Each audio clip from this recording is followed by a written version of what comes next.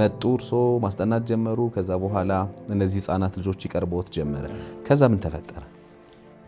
ጅልነት ሊሆን ይችላል ለተመልካች፣ ለእኔ ግን በጣም ጨዋነት ነው ለእኔ።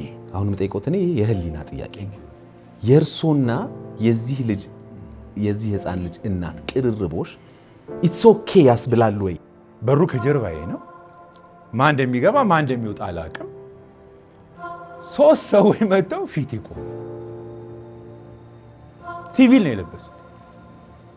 ምንም አውቀው ነገር የለም። ተተፍቶብኝ መጠቋቆሚያ ሆኛለሁ በየመንገዱ። ስንት ሺህ ተማሪ እንዳላስተማርኩ ተገልያለሁ። ወላጅ አግለውኛል፣ ተማሪዎች አግለውኛል፣ ጓደኞቼ መምህራን አግለውኛል። ምህረት ከሰጡ ምህረት ካደረጉልኝ እግራቸው ላይ ልደፋ። እኔ ሽማግሌ ነኝ፣ ወደ 60 ዓመት ተጠግቻለሁ። በአጠቃላይ አንድ ወንጀል ተደረገ ለማለት በወንጀለኛ መቅጫ በወህአ 23/2 መሰረት ህጋዊ ግዙፋዊ እንዲሁም የሐሳብ ክፍሉ ተሟልተው ሲቀርብ መሆኑን ተደንግጓል።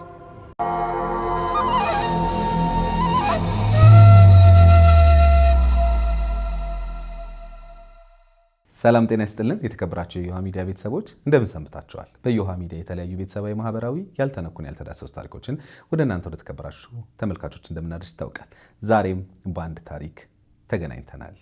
ይህ ታሪክ በእርግጥ ለበርካቶች አዲስ አይደለም። ሰሞኑን በማህበራዊ ሚዲያ ላይ ታሪካቸውን የነገሩን አቶ ደረጀ ወይም መምህር ደረጀ አንጋፋው መምህር ታሪክ ብዙዎች አይታችሁታል ብዬ አስባለሁኝ። በብዙዎች ዘንድ ደግሞ ትንሽ አወዛጋቢም እንደነበረ አንዳንዶች ሲገልጹም ሰምተናል። ዛሬ መጨረሻ አግኝቷል፣ ይሄው መጨረሻውን ይዤ መጥቻለሁ ብለዋል መምህር ደረጀ። ምን ሆነ መጨረሻው? በቆይታችን ሁሉንም ወደ እናንተ እናደርሳለን። በዮሃ ሚዲያ የሚቀርብ ታሪክ ካላችሁና እኛን ማግኘት ከፈለጋችሁ ደውሉ። የመረጃ ክፍል ባለሙያዎች ሀሳባችሁን ተቀብለው ከኛ ጋር ያገናኟቸዋል። እኔ አለምሰገድ ታደሰ ነኝ።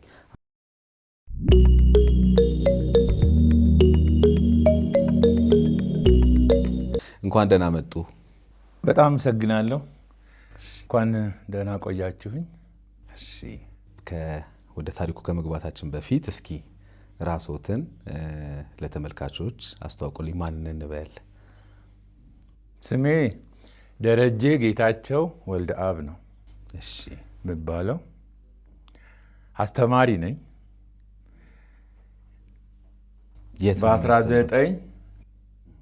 በ1986 ዓመተ ምህረት ከአዲስ አበባ ዩኒቨርሲቲ ነው የመጀመሪያ ዲግሪ በፊዚክስ የትምህርት ዘርፍ ያገኘሁት።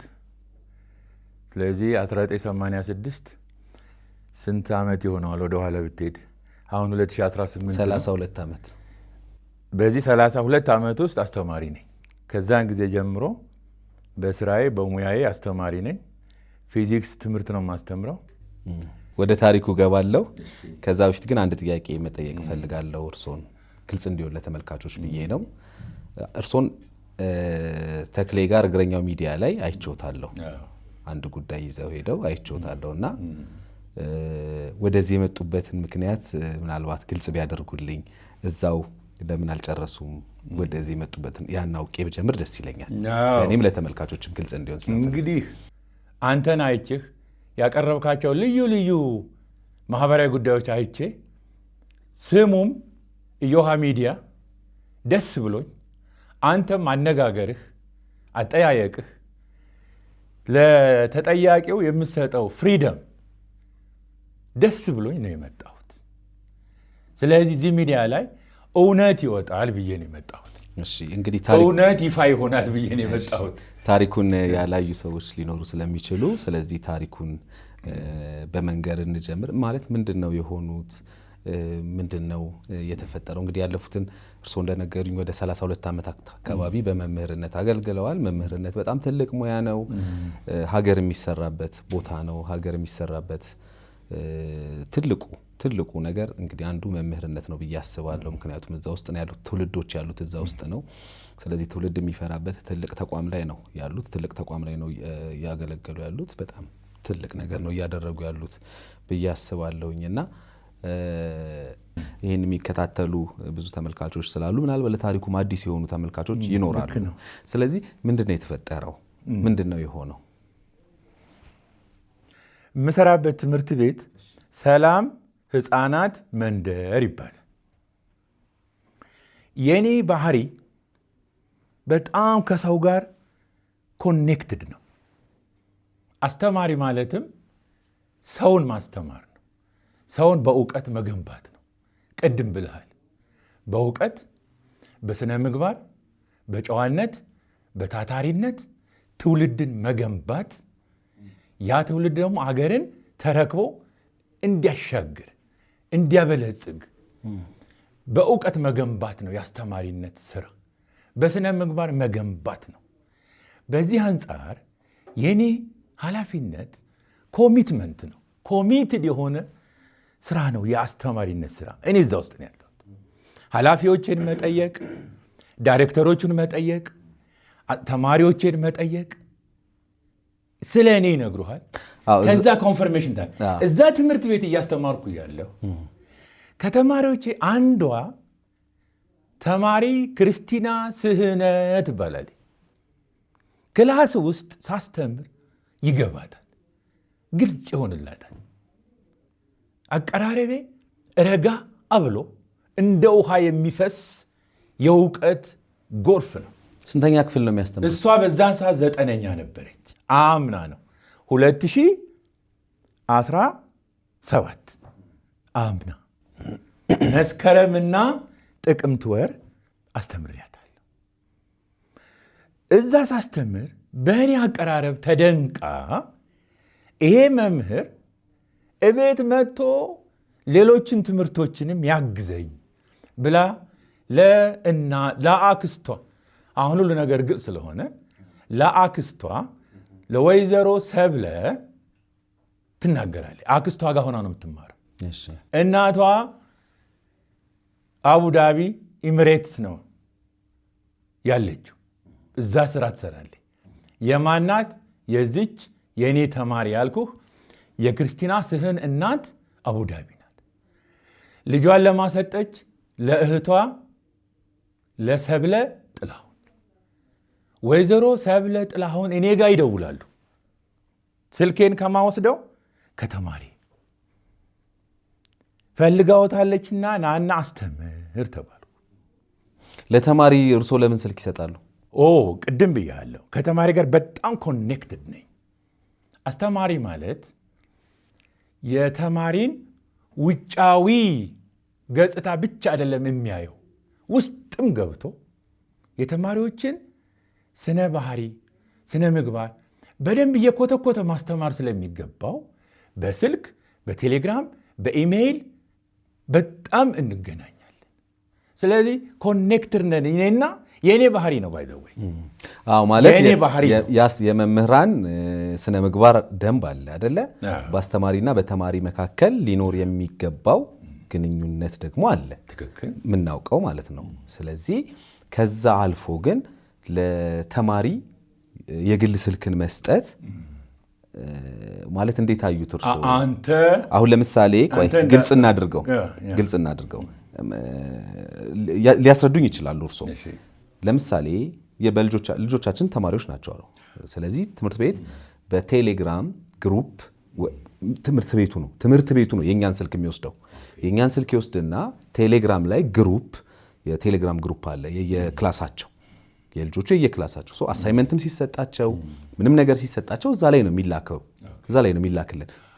ግንኙነቱ የማን ነው የሚሆነው? የወላጅና የትምህርት ቤት ነው የሚሆነው። በማል ተማሪው ትምህርቱን መማር ብቻ ነው ስራው፣ መማርና መማር ነው ስራው። ሌላ ከአስተማሪ ጋር ፈርዘር ሄዶ የመደዋወል ወይ እንትን የማለት ነገሩን እንዴት አዩት? ተገቢስ ነው ወይ? ይሄን የኔ ጥያቄ። አንድ አስተማሪ ሲያስተምር የተማሪዎችን ባህሪ በደንብ ማወቅ አለበት። ምርጥ አስተማሪ የሚባል አንድ ሰው የተማሪ ጫማ ውስጥ መቆም አለበት። አስተምሬ ለፍቼ ውጤት አላመጣልኝም ብሎ ከመናደድ ከመጮህ በፊት ተማሪው ማን ነው? ብሎ ተማሪው ጫማ ውስጥ ቆሞ የተማሪውን ባክግራውንድ ባህሪ በደንብ ማወቅ አለበት። አስተማሪ ማለት ወላጅ ማለት ነው። በእኛ ትምህርት ቤት ተማሪዎቻችን ልጆቻችን ናቸው። ዩር ኪድስ አወር ኪድስ ሞቷችን ነው። አይደለም ስልክ፣ ከዛም ባለፈ የባህሪ ልውውጥ እናደርጋለን፣ የተሞክሮ ልውውጥ እናደርጋለን። ሊንክድ ነን። የኔ ባህሪ ይሄ ነው። እንዳስተማሪነት ሂድን ሁን፣ ስልክህን አትስጥ፣ ቴሌግራምን አትስጥ፣ አድራሻህን አትስጥ። ነበር የገባሁ የመጀመሪያው ዕለት ምጽፈው ደብተራቸው ላይም እንዲጽፉ ማደርገው አድራሻዎቼን ነው፣ የምኖርበትን ሰፈር ነው፣ ቤት ቁጥር ሳይቀር። ለምን? ትምህርት ቤቱ ያውቃል፣ ይሄን ያውቃል። የኔን ተማሪዎች ደብተር ብትገልጥ የመጀመሪያው ፔጅ ኢንፎርሜሽን ፔጅ ነው። የተማሪው ባክግራውንድ እዛ ይጻፋል፣ የመምህሩ ባክግራውንድ እዛ ጋር አለ። ከዛ በኋላ ነው ወደ ሳይንሱ የምትገባው። ፈርስት ሃንድ ኢንፎርሜሽን ሳትይዝ አስተማሪው ማን ነው ተማሪው ማን ነው ብለህ ማወቅ አለብህ። ተማሪህን ስታስተምር፣ እኔ ልጆቼንም ሳስተምር እንደዛ ነው። የዚህን አስተማሪ ስልክ ይዘህና የዚህን አስተማሪ ስልክ ይዘሽ ነኝ ብዬ ከሚያስተምሩት አስተማሪዎች ጋር እኔ ሊንክድ ሆኜ ነው ልጆቼን ያስተማርኩት። በዚህ ምክንያት የእኔ ልጆች 100 ነው የሚያመጡት። ከዩኒቨርሲቲ የተመረቁም አሉኝ። እና ይሄ ቅድም ያልከው ትንሽ ዲስታንስ ቢኖር አይሻልም ያልከው እንዳለ ሆኖ እሱን አልቃወምም። there should be gap between students and teachers. I know it ጋፕ ያስፈልጋል። ያ ግን ፕሮፌሽናል ጋፕ ነው የሚሆነው። አካዳሚክ ጋፕ መፈጠር የለበትም። ተማሪው የሆነ ጥያቄ ብልጭ ሲል አይምሮ ውስጥ አውቶማቲክ መጠየቅ መቻል አለበት። ዲስታንስ ሊገድበው አይገባም። የኔ ፕሪንሲፕል ይሄ። ጥሩ እሺ። አክስቷ ደወለችልዎት? አዎ። እንግዲህ ማን የመረጠኝ? ተማሪዋ ናት። ለማተናገረች ለአክስቷ። አክስቷ በራሷ ሞባይል ወደ እኔ ሞባይል አነሳሁ። ሄጄ እንዳስጠና ተጠየቅኩ። አላቅማማሁም። አምና በ2017 እሺ ብዬ ሄድኩ። እንደውም ቤት ለቤት በማስጠናት ሂደት የመጀመሪያ ስራዬ እሱ ነው። ከዛ በፊት አስጠንተው አያውቁም። ልምዱም የለኝም። እዚህ ልየው ልሞክረውም አይነት ነገር። ከዛ በኋላ ሄድኩ። እዛ ሰፈሩ የት ነው? አያት አደባባይ አለ። በዛ አያት አደባባይ ወደ አራብሳ ስትሄድ መሀል ላይ ሰንሻይን የሚባል እንደ ሪል ስቴት ኮምፓውንድ ነው። እዛ ፎቅ ላይ አስፋልት ዳር ያለ ፎቅ ነው። እኔ አላውቀውም ነበር። አስፋልቱ ዳር ሆኜ ስደውል ልጆቹ አዩኝና ና አሉኝ። በግቢ ገብቼ ሄጄ አገኘኋቸው። እውነት ነው የምልህ፣ እኔ ልክ እዚህ ሲመጣ ደስ ብሎኝ እንደመጣሁ እዛም ስገባ እንደዛው ደስ ብሎኝ ነው። ስትነዋወለኝ እናንተ በማክበር በፍቅር በትህትና እንደምትቀበለኝ አምኜ ነው የመጣሁት። ብታጥላላኝ ኖሮ ብትጮህብኝ ኖሮ አልመጣም። ልክ እዛም ገባሁ። ልጆች ናቸው። እናት ወይዘሮ ሀና ስራ ናቸው። እኔና ልጆቹ ተገናኘን። ስራችንን ያን ጀመር። እያስጠናን እያለን በ2017 የመጀመሪያው የተወሰነ አስተምሬ በመሃል አቋረጥኩት። አመቱን ሙሉ አልሞላሁም። ባለፈው ሚዲያው ላይ ትውውቃችን ከአመት በፊት ነው አልኩ፣ ግን አመቱን ሙሉ አስጠንቻለሁ ብልሃል የሚል ኮምፕሌን ተፈጠረ። ኤኒዌይ ትውውቃችን ግን ከአመት በፊት ነው። 2017 አምና ምን ወር? መስከረም፣ ጥቅምት፣ ህዳር አካባቢ ቆየሁና ከዛ በኋላ ሳይመቸኝ ሲቀር ሌላ አንድ ማቀው ልጅ አለና እሱን አስተዋወቅኳቸው። እኔ በዛ ቆምኩ። ለምንድን ነው ያልተመቸውት? ፈልገው አይደል ገቡ? እንግዲህ የስራ ብዛት ነው የሚሆነው። ሌላ ምንም ምክንያት የለም። የስራ ጫናና የስራ ብዛት ነው የሚሆነው እንጂ ምናልባት እኮ ያቺ የተወሰነ ክፍተት ባገኝና እዛ ብሄድ ሰዓት አጀስት አድርጌ ይችል ይሆናል። ግን የስራ ጫና ነው። ሌላ ምንም ምክንያት የለኝም እንጂ በፍቅር ነው። ስለዚህ እዛ ጋር ተቋረጠ አምና 2013 ተቋረጠና ያን የላኩት ልጅ ደግሞ ከህዳር ጀምሮ እኔ እስከ ህዳር ያዝኩ አይደል? ከህዳር ጀምሮ እሱ ቀጠለ። ከህዳር ጀምሮ እሱ ጨረሰ መሰለኝ እስከ ሰኔ። አሁን 2018 ደግሞ የትምህርት ዘመን መጣ። 2018 መስከረም ላይ እንደገና እኚህ የክርስቲና እናት ወይዘሮ ሰብለ እንደገና ደወሉልኝ። ብዙ ጊዜ ተቋርጦ ነበር አይደል? ከህዳር ጀምረ ብትቆጥረው ብዙ ነው። ወይዘሮ ሀና ነው ያሉኝ ቅድም። አሁን ወይዘሮ ሰብለ የተለያዩ ሰዎች ናቸው። ሀና ጥላሁን እናቷ ናት። እቺ ግልጽ መረጃ ያዝ። የክርስቲና እናት የት ናት? ቅድም ብያለሁ፣ ውጭ ሀገር፣ አረብ ሀገር ብለውኛል። ውጭ ሀገር ናት። አቡዳቢ። አረብ የሚለው ቃል ይቅርብን። ሰልጠን ያለ ሀገር ነው። አውሮፓ ስታይል ነው የአቡዳቢ አይደል? አሜሪካን ስታይል ነው። እኔ እንደዛ ነው የማውቀው። ዱባይ ብትሄድ አሁን የሚገርም ሲቲ ነው። እና የሰለጠነ ሀገር ነው የሚኖሩት። የክርስቲና ወላጅ ናት ወይዘሮ ሀና ጥላሁን። እንግዲህ ባለኝ መረጃ ነው። አሁን መረጃው በደንብ ስለጠራ አክስቷ ናት ወይዘሮ ሰብለ። ወይዘሮ ሰብለ ጥላሁን አክስት ናት። ስለዚህ ከቆይታ በኋላ የደወሉለት ወይዘሮ ሰብለ አክስት ናቸው። እኔ መቼም ሰውን በጣም ነው የማከብረው። ተፈጥሮዬ ነው ይሄ። ባይ ዘ ወይ አንተን በጣም ነው የማከብርህ። ለምን? እግዚአብሔር በአምሳሉ ስለፈጠረ። ተማሪዎችን በጣም ነው የማከብራቸው። ይሄ ናቹራል ነው የእኔ ባህሪ። በጣም ነው የማከብራቸውና ሲደውል ነው ድንግጥ ነው ያልኩት። ምክንያቱም ብዙ ጊዜ ተቋረጠ። ድንግጥ ብዬ አነሳሁ። ባለፈው ጠፉ፣ የተወሰነ ጊዜ ሰርተው ጠፉ። ለምንድን የጠፉት? በሉኑና ያንን ጀምሩ እንደገና ተባልኩ። ያኛው አስተማሪ ቀጥሎ ነበረ ከኔ በኋላ፣ ለሱ አልደወሉም። ሌሎችም ብዙ አስተማሪዎች አሉ እኮ አሁን የሚያስተምሯት፣ ለእነሱም አልተደወለ። በቃ እሱ ካልሆነ አለች ክርስቲና፣ ይቺ የኔ ተማሪ ነበር። እንግዲህ ለምን መረጥሽው ተብላ ተጠይቃለች። አቀራረቡ ደስ ይለኛል። የሚናገራት የሚያስተምራት ሳይንስ፣ ፍሬ ነገር፣ ማቴማቲክስ፣ ኬሚስትሪ በደንብ ይገባኛል። እሱ ይሻለኛል። የሚያስተምረው ነገር በሙሉ ይገባኛል። እውነትም እኔ ሳስተምር ክሪቲካሊ እንዲያዩት፣ በራሳቸው እንዲያስቡበት። ተናግሮ መውጣት አይደለም አስተማሪነት፣ ተናግሮ መውጣት አይደለም። ዓለም ሰገድ ልክ ነኝ? አስተማሪነት ክላስ ገብቶ ተናግሮ መውጣት ነቨር ሊሆን አይገባም። አስተማሪነት ያ ተማሪ የምንለው እንዲያስብ ማድረግ ማስቻል ነው። አስቦ የሰጠኑን ፕሮብሌም ሶልቭ ያደርጋል። ሞር ደግሞ የራሱን ፕሮብሌም ይፈጥርና እንደገና ሶልቭ ያደርጋል።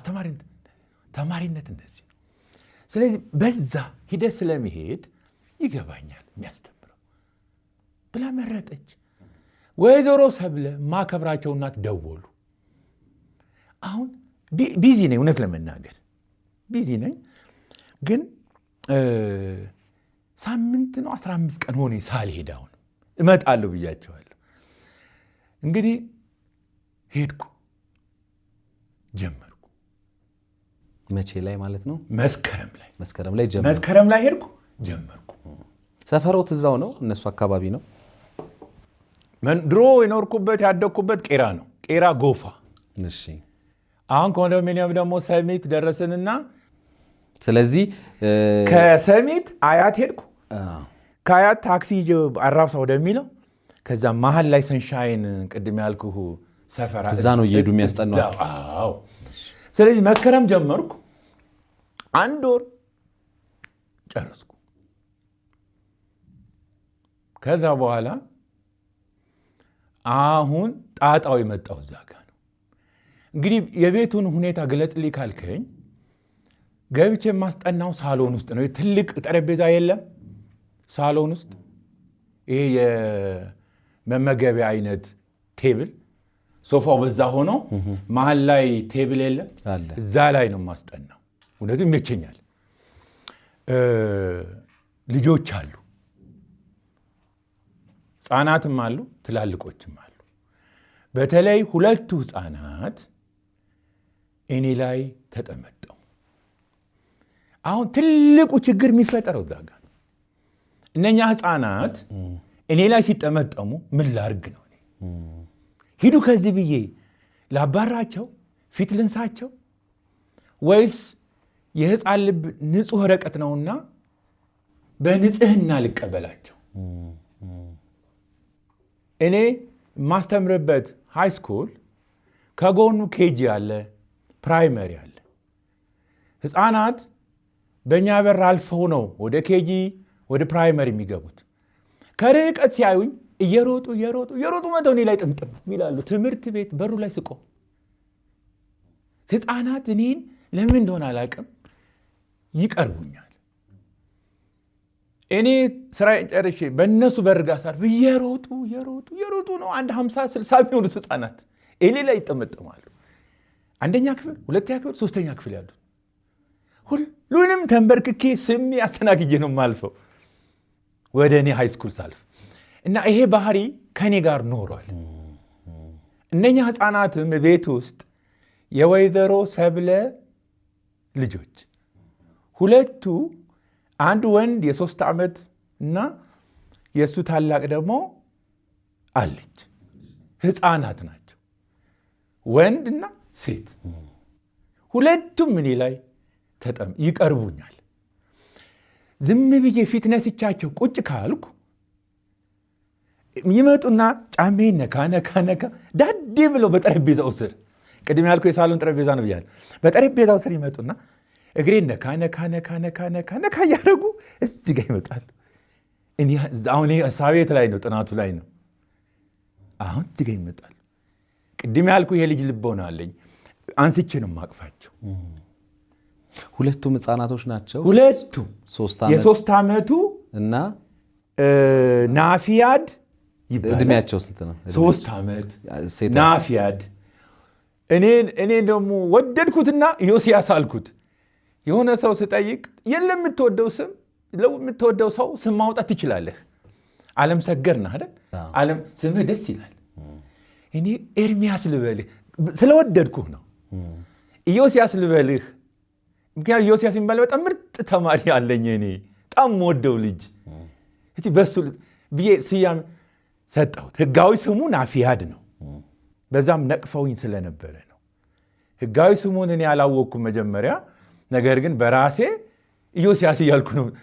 አሁን ቅርርቡ ከሁለቱ ህፃናት ጋር እየጠበቀ መጣ። በዛ ቆይታ ውስጥ አንደኛው 3 ዓመቱ ነው። አንደኛው ስንት ዓመቱ ነው? ስንት ልበል? 5 ልበል እኮ ገምት ነው። ግን ህፃናት እሷም ህፃናት ኢቨን ኬጂ አልገባችም። ኬጂ አሁን የሚገቡ ስንት ዓመት ነው? 4 ዓመት። 4 ኬጂ ባልገባችም ምናልባት እንግዲህ አሁን በመሃል ገብታ ሊሆን ይችላል። እና አምናም 2017ም እንደዛው ይቀርቡኛል ልጆቹ ህፃናቶቹ። አሁንም ደግሞ በ2018 እንደዛው ይቀርቡኛል። እኔ ህፃን ቀርቦኛ አይደለም መንገድ ላይ ሳይ ስፍስፍ ስለምል ብድግ አድርጌ ያቅፋለሁ። ይሄ እኮ በጣም ባህሪ የእርሶን ብቻም ሳይሆን እኔ ሰዋዊ ባህሪ ይሄንን መሻር የለብንም እንደ ኢትዮጵያዊ። ህፃናትን በቆንጆ ስነ ልቦና በቆንጆ መንፈስ ውስጣቸው ሰርጾ እንዲያድግ ካረግናቸው አገር ትባረካለች። ህፃናት በጥላቻ ካደጉስ፣ አዋቂን እየጠሉ ካደጉስ አገር ትበላሻለች። ህፃን በጥላቻ ማደግ የለበትም። እናቶች፣ አባቶች ህፃናትን በንጹህ ልብ በገንቢ ስነ ልቦና ማሳደግ አለባቸው። ያኔ ነው ሰላም የሚሰፍነው፣ እድገት የሚመጣው፣ ፍቅር የሚመጣው፣ መተሳሰብ የሚመጣው ንጹህ ልቦና። ስለዚህ ህፃናትን እኔ አደራ ምለው ለህብረተሰቡ በሙሉ ለሰው ልጅ ህፃናትን አደራ። ስለዚህ ልክ ኖት። እኔ አሁን በእርግጥ እዚች ጋር እንደው ሀሳብ ለመስጠት ልክ ነው። ማንም ሰው ህፃናትን መውደድ አለበት ብዬ አስባለሁ። ምክንያቱም የአንድ ሰው ልጅ የአንድ ሰው ብቻ ልጆች አይደሉም አይደል? አሁን ለምሳሌ የኔ ልጅ ወይ የእርሶ ልጅ የብቻችን አይደለም አይደል? የማህበረሰቡም ልጅ ነው፣ የአገር ልጅ ነው። ስለዚህ በዛ መሃል እንግዲህ ጥንቃቄ ባለው ሁኔታ ውስጥ ለልጆች ፍቅርን ብንገልጽ፣ ልጆችን ብንንከባከብ፣ ልጆችን ከጥፋታቸው እንዲታረሙ ብናደርግ ክፋት የለውም ብዬ አስባለሁ። ወደ በኋላ እዚህ ላይ ሀሳብ ሰጣለሁኝ። ግን ወደ ጉዳዩ አንዴ ጉዳዩን ግልጽ እናድርግ ለተመልካቾች ብዬ ነው። መጡ፣ እርሶ ማስጠናት ጀመሩ። ከዛ በኋላ እነዚህ ህፃናት ልጆች ይቀርበዎት ጀመረ። ከዛ ምን ተፈጠረ? የቅርበታቸው መጠን እያደገ ሄዶ በር አንኳኩቼ ነው የምገባው። በሩ ላይ መጀመሪያ መጥተው የሚቀበል እነሱ ናቸው። ጥምጥም እንደነኛ ትምህርት ቤት እንዳልኩ ልጆች ጥምጥም ሌላ ምን ትላለህ? ቤተሰብ እያየ ነው። ሰራተኛ አለች፣ እችን ማስጠናት አለች፣ ሌሎችም 2 ታላላቆች አሉ እያዩ ነው። ጥምጥም ሌላ እኔ እቅፍ ብድግ አድርጌ ስገባ ገና እቅፍ ብሎ ወደ ማጥኛ ቦታ እመጣለሁ። ጉልበቴ ላይ ያስቀምጣቸዋለሁ። አንዳንዴ ደግሞ ማጫው ራሱ ጠረጴዛው ላይ ያስቀምጣቸዋለሁ። እኛ ስናጠና እያዩ አለዛ ሊረብሹን ነው። አንዳንዴ የበለጠ ደግሞ ሞሽን ሆነው ይረብሹናል። ያኔ ደግሞ አንድ ወረቀት ሰጥና እስክሪፕቶ ሰጥና እንካቲ ስዕል ሳል እንቺ እስቲ የሆነ ነገር ስይ ቶሎ ሙንጭርጭርጭርጭር ያደረጉና የጨረስኩ ይሰጡናል። ብዙ ሳን ዩሲ በመሃል ምን አሉ? ህፃናቶች አሉ። ከጥናቴ ውስጥ ምን አሉ? እቺን ቁም ነገር ያዛት። እኔ ለማስጠናት ነው የሄድኩት። ሳይንስን፣ ማቴማቲክስን፣ ኬሚስትሪን፣ ባዮሎጂ፣ ፊዚክስን ላስጠና ነው የሄድኩት። እዛ ጥናታችን ውስጥ ምን አሉ? ህፃናቶቹ አሉ።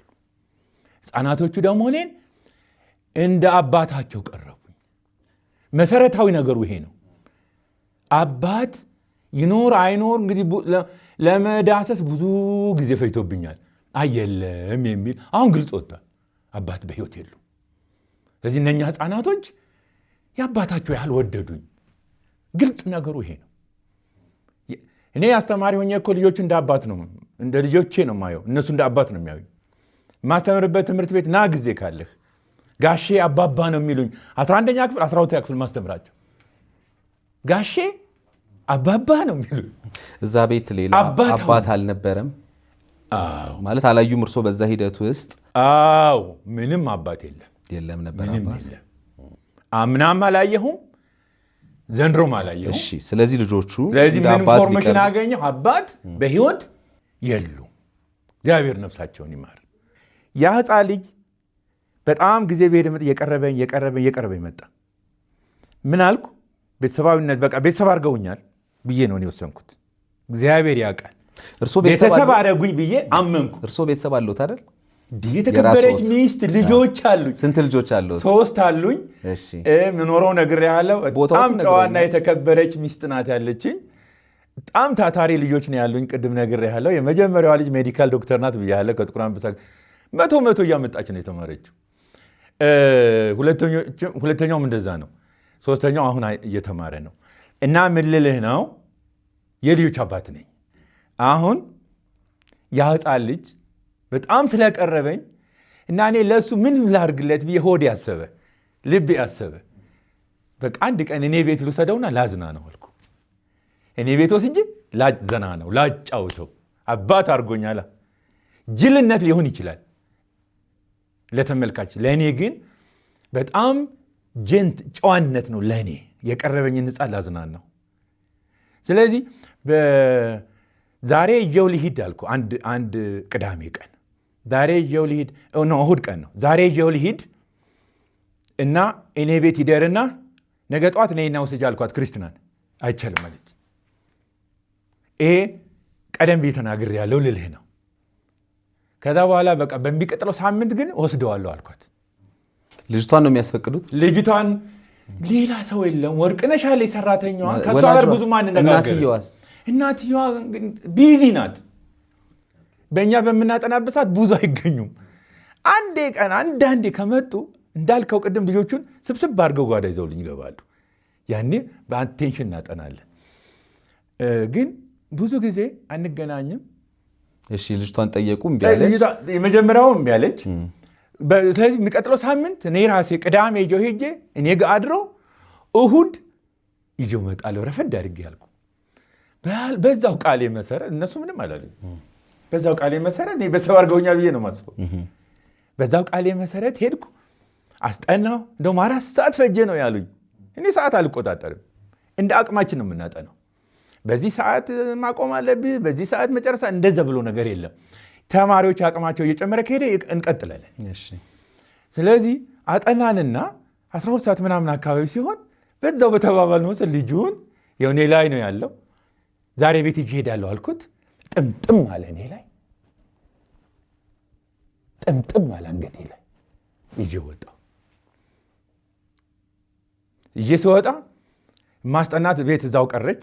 ተውረፍ እያለች ነው እሷ። ሰራተኛዋ ግን ተከትለች። ሰራተኛዋ ተከትላኝ አብረን ወረድን። 3ኛ ፎቅ ላይ ነው ቤቱ። ከዛ በኋላ ወረድንና ከግቢ ኮምፓውንድ በሩ አካባቢ ጥበቃ አሉ። እዛ አካባቢ አይ እቤት የምትወስድ ከሆነ ለማሚ ደውላለች። እውነት አልደወልኩም።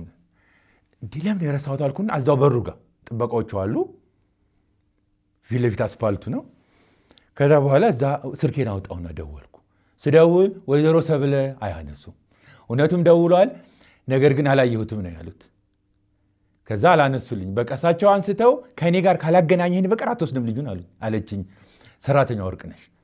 በቃ ሰጠኋት። ልጁ ግን ሌላ ጥምጥም ብሎ ስለነበረ ነጥቃ ስትወስደው እየጮኸ ነው የሄደው። እንደውም ቪዲዮ አለ፣ ካሜራው አለ፣ ይሰራል ምናምን ብለው እሱን ቢያሳዩን ደስ ይለኝ ነበር። ልጁ ሌላ ምን ያህል እንደተጠመጠመ ሁሉ ተመልካች እንዲያየው። ስለዚህ መንጠቅ በሚያስችል ደረጃ ነው መንጥቃ የወሰደችው።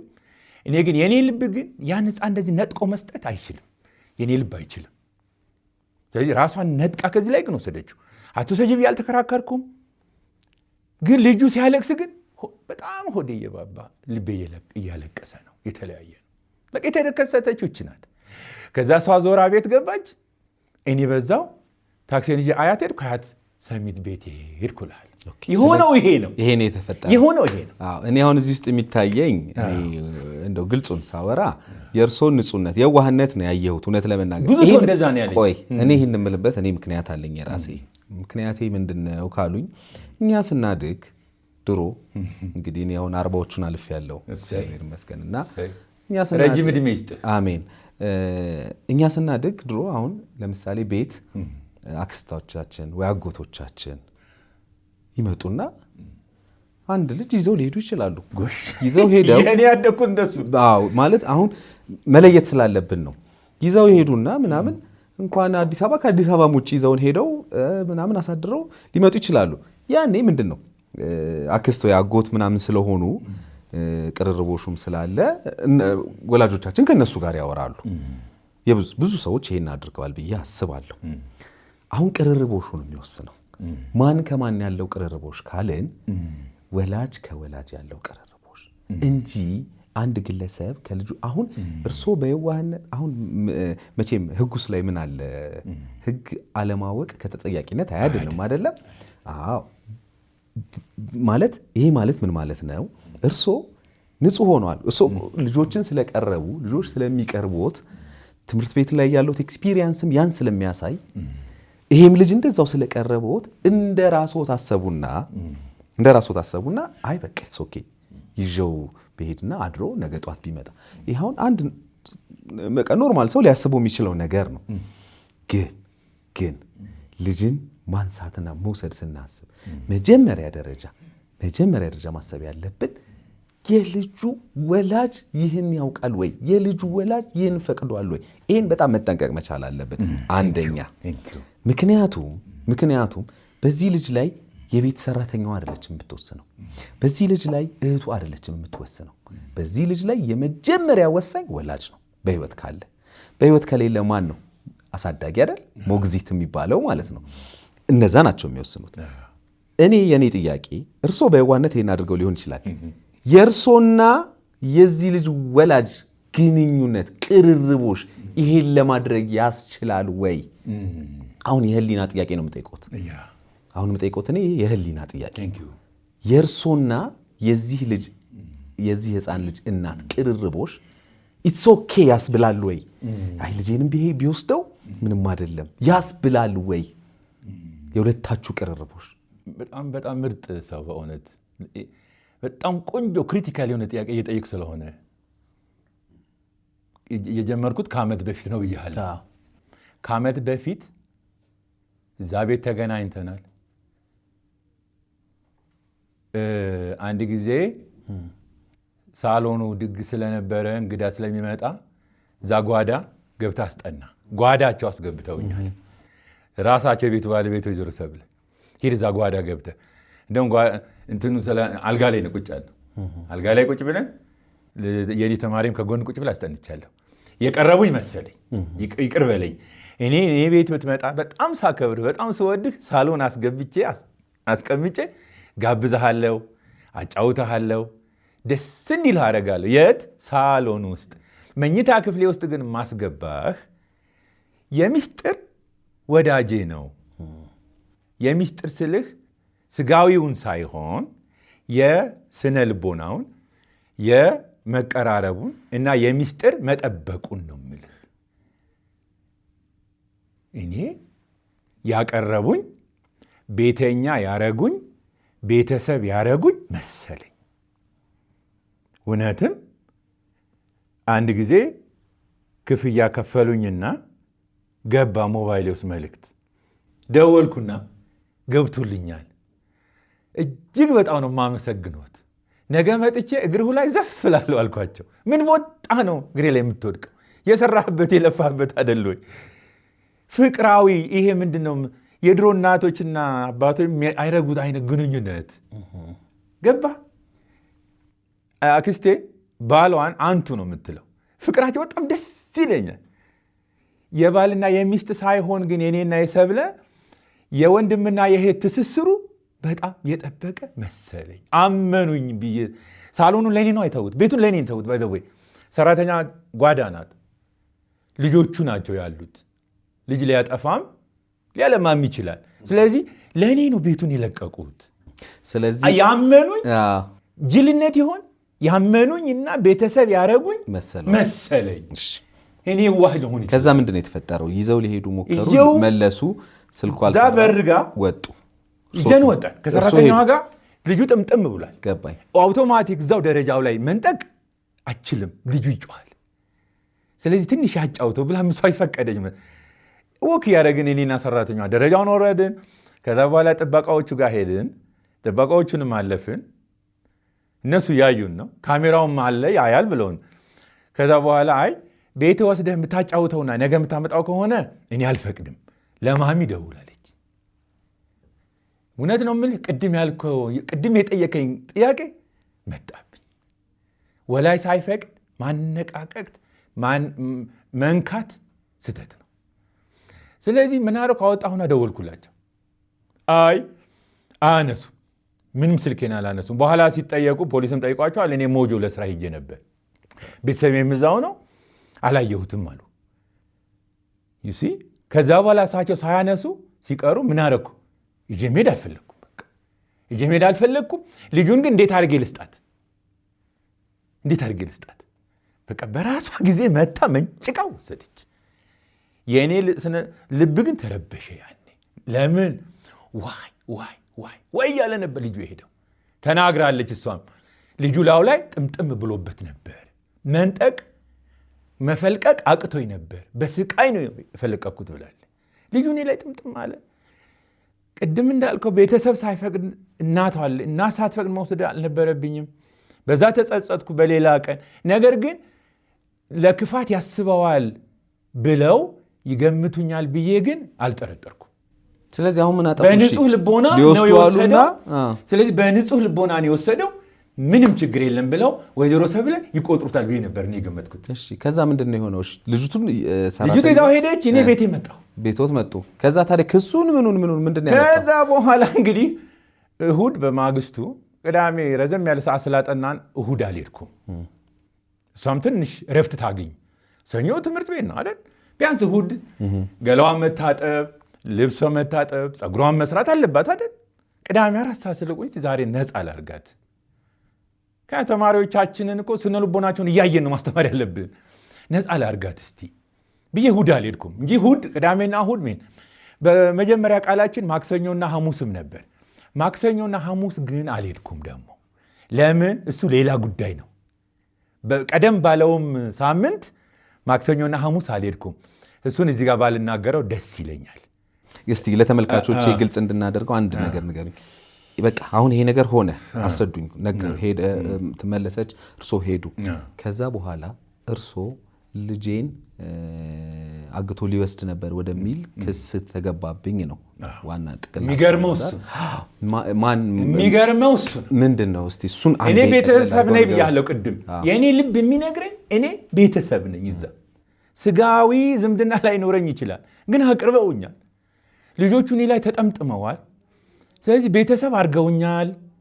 ስለዚህ ለዛ ቤተሰብ ደግሞ እኔ እውቀቴን ማካፈልና ልጆቹ የሚፈልጉበት ደረጃ እንዲደርሱ ማድረግ አለብኝ የሚል የውስጥ ኮሚትመንት ደግሞ እኔ ገብቻለሁ ለራሴ። በዚህ ነው ሀሳቤ። ስለዚህ ማክሰኞም ሐሙስም አልሄድኩም። ቅዳሜ ደግሞ መሸብኝ። ሄድኩና እዛው በሩ ላይ አንኳኩቼ አልከፍታሉኝ። እዛው በሩ ላይ ሆኜ ደወልኩ፣ አነሱም። ለሰራተኛው ነው የምደውለው። ሰብለ ስለሌሉ የሰራተኛው ስልክ ነው ያለኝ። በዛ እየደወልኩ ነው ክርስቲና አለች እያልኩ የምመጣው። ስለዚህ የሰራተኛው ስልክ አለኝ። ኦልሬዲ ተለዋውጠናል። ክርስቲናም ስትፈልገኝ የምትደውለው በሰራተኛው ስልክ ነው። አሁን እሁድ ሄድኩ በሳምንቱ። ከዛ በኋላ እሁድ ሄጄ እንደዚህ ጠረጴዛው ላይ ወረቀት ተዘርግቷል፣ እያጠናን ነው። ጥናት ጀምረናል። ያኔ ህፃናቶቹ የሉ፣ 2 ታላላቅ ልጆች ግን አሉ። እነሱ መጥተው ሰላም ብለውኛል። አሁን እያጠናን እያለን አንድ 10-15 ደቂቃ ፈጅተናል። በሩ ከጀርባዬ ነው። ማን እንደሚገባ ማን እንደሚወጣ አላውቅም። 3 ሰዎች መጥተው ፊት ይቆሙ። ሲቪል ነው የለበሱት። ምንም አውቀው ነገር የለም። አስተማሪ ነኝ፣ እያስጠናሁ ነኝ። መጥተው ፊት የቆሙ አይዲህን አንጣ አሉኝ። ለአንተ አላሳየውህም። እኔ የዚች ሀገር ነዋሪ ህጋዊ ሰው ነኝ። አይዴን አውጥቼ አሳየኋቸው። የሙያ ፈቃድ አሉኝ። የሙያ ፈቃዴን እንደዚሁ አውጥቼ አሳየኋቸው። ይሄ የምኖርበት መታወቂያ ነው፣ ወረዳ 10። ከዛ በኋላ ደግሞ ቀጥለው የጠየቁኝ ምንድን ነው? የሙያ ፈቃድ አሉኝ። የሙያ ፈቃዴንም እንደዚሁ አውጥቼ አሳየኋቸው። በጣም ህጋዊና ለዚህ ሀገር የምቆረቆር አንጋፋ ከሚባሉ መምህራን ነኝ። ይሄን አሳየኋቸው። ከዛ በኋላ ይሄ የጡረታ እንትን ነው። ሶሪ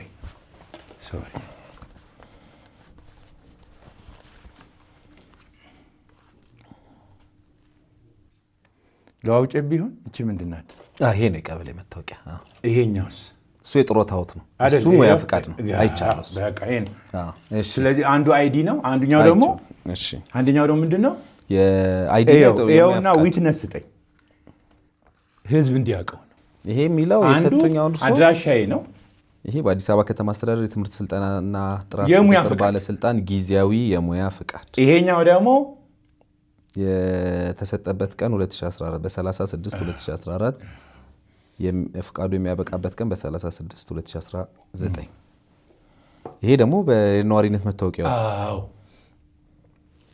እሺ፣ ይሄን ለምን ዊትነስ ፈለጉት? አውጣ አሉኝ።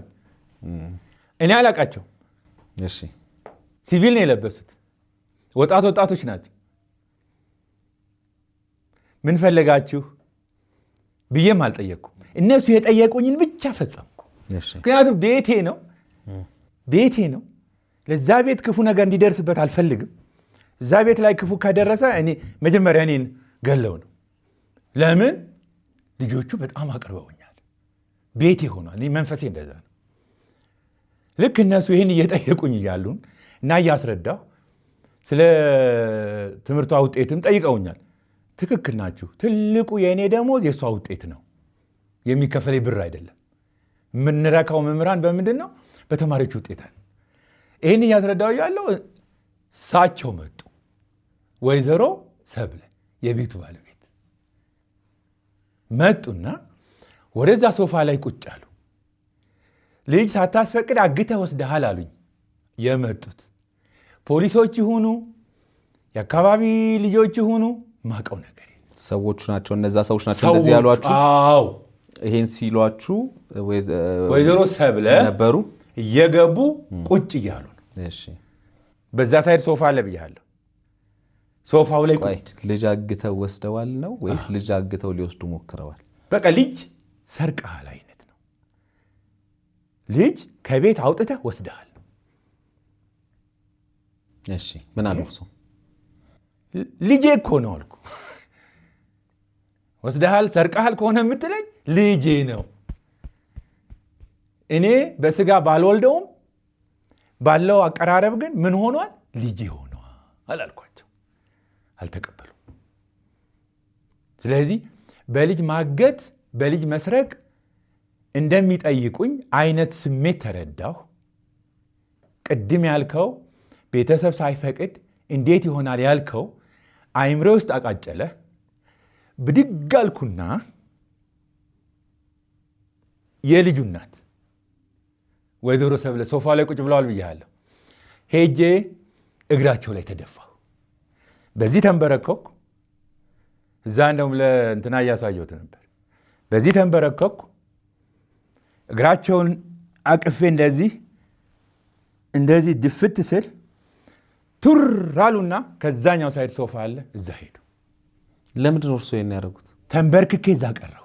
ለምን? ሳላስፈቅድ የልጁን እናት ሳላስፈቅድ ስለሄድኩ ጸጸተኝ። መቼ አልወሰድኩትም ብለውኛል። እኔ እኮ የኔ አባት እኮ ከቤት አወጣሁት። ከቤት አወጣሁት።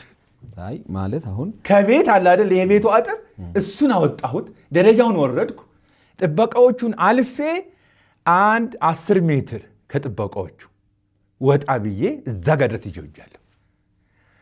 እሳቸው 200 ሜትር ብለዋል።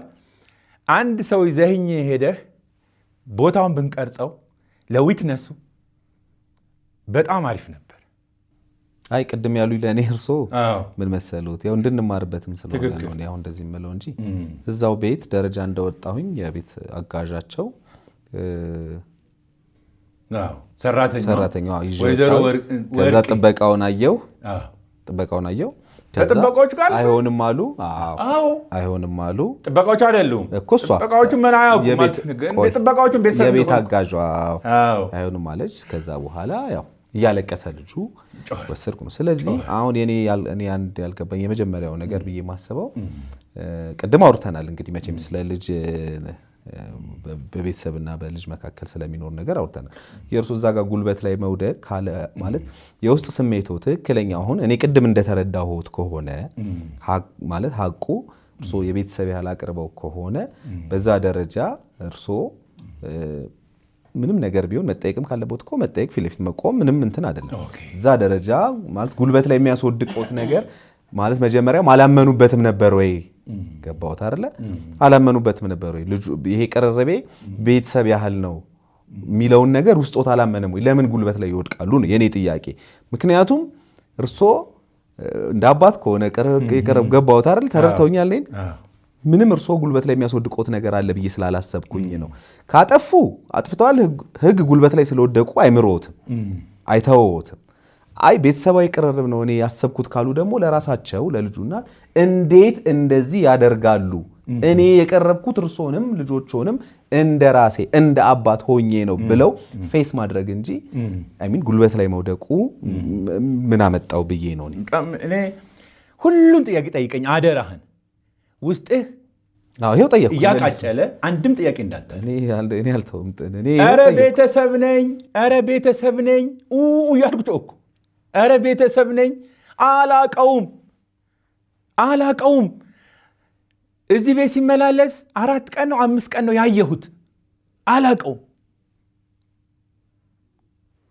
ተረዳኸኝ? እኔ የነበረኝ ስሜትና ለካሳቸው የነበራቸው ስሜት አንድ አይደለም። ጅል ነኝ ያልኩ ቅድም እዚህ ነው። ሰው ቤቱ ሲጠራኝ አክብሮኝ ነው የሚል ለካ አመለካከት የወሰድኩት ጅልነት ነው። አሁን ነው የገባኝ። እኔ አሁን አንተ ስጠርተኝ ከአንተ ጋር ነኝ፣ አንተ ቤት ነኝ አይደል?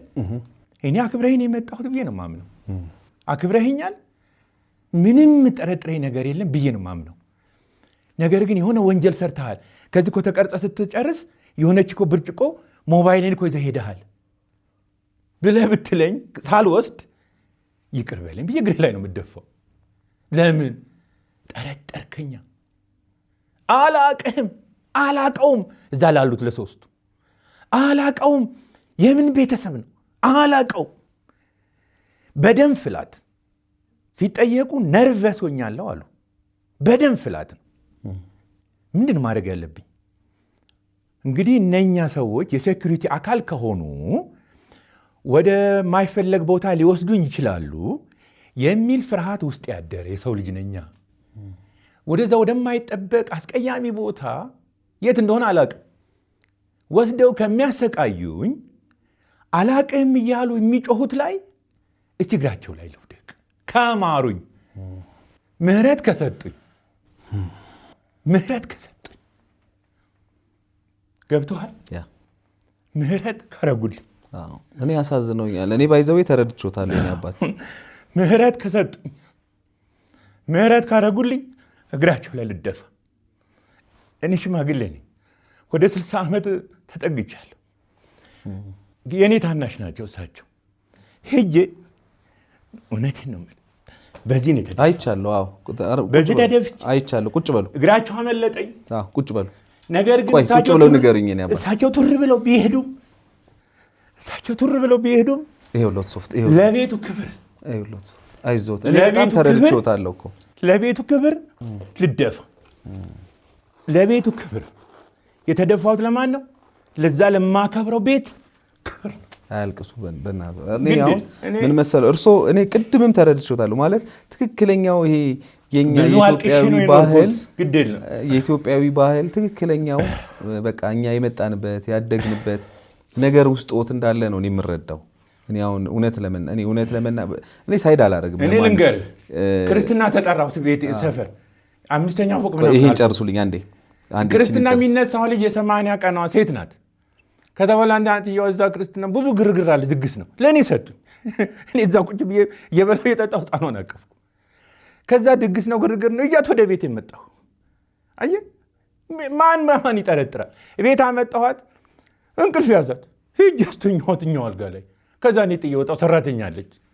ከዛ ድግሱ ሲያልቅ መጣሁ፣ የልጅ እናት ወሰዱ። እኛ እንዲህ ነው ማንንም የሚጠረጥርበት ኑሮ አይደለም የምንኖረው እኛ አብረን እየተጋገዝን አይደል እንደምንኖረው። እንዴት ነው እንደዚህ የሚጠረጠረው?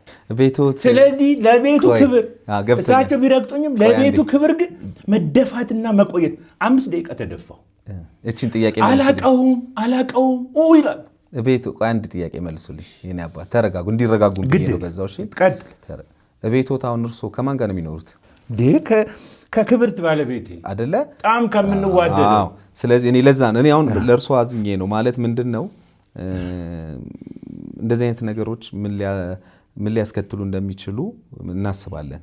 በማህበራዊ ህይወታችን ላይ ምናምን ምን ሊፈጥሩ እንደሚችሉ እናስባለን። ሁላችንም እናውቃለን። ማለት አንድ ሰው ካጠፋ ወንጀል ከሰራ መጠየቅ አለበት። ምንም ጥያቄ ይሄ አይደለም። ማንም ሰው ያጠፋ ሰው መጠየቅ አለበት።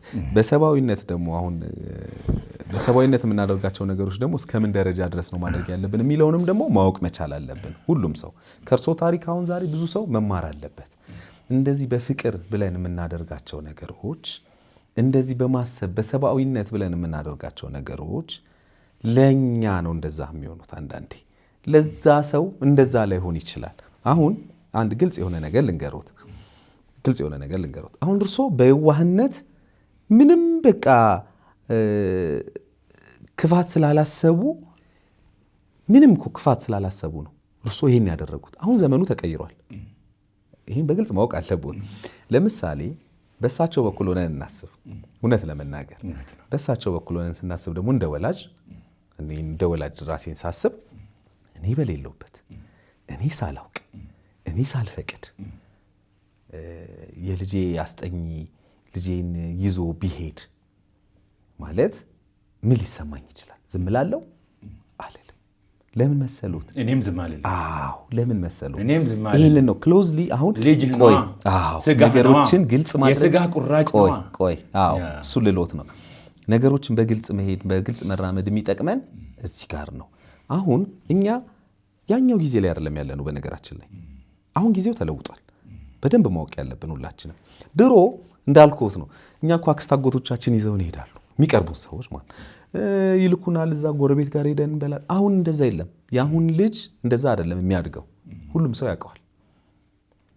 እንደውም ሰለጠን በሚሉት ሀገር እኮ እንኳን ይቅርና እንደዚህ መውሰድ ይቅርና ልጅን መንካት አላግባብ ማውራት ሃራስመንት ነው አይደለ?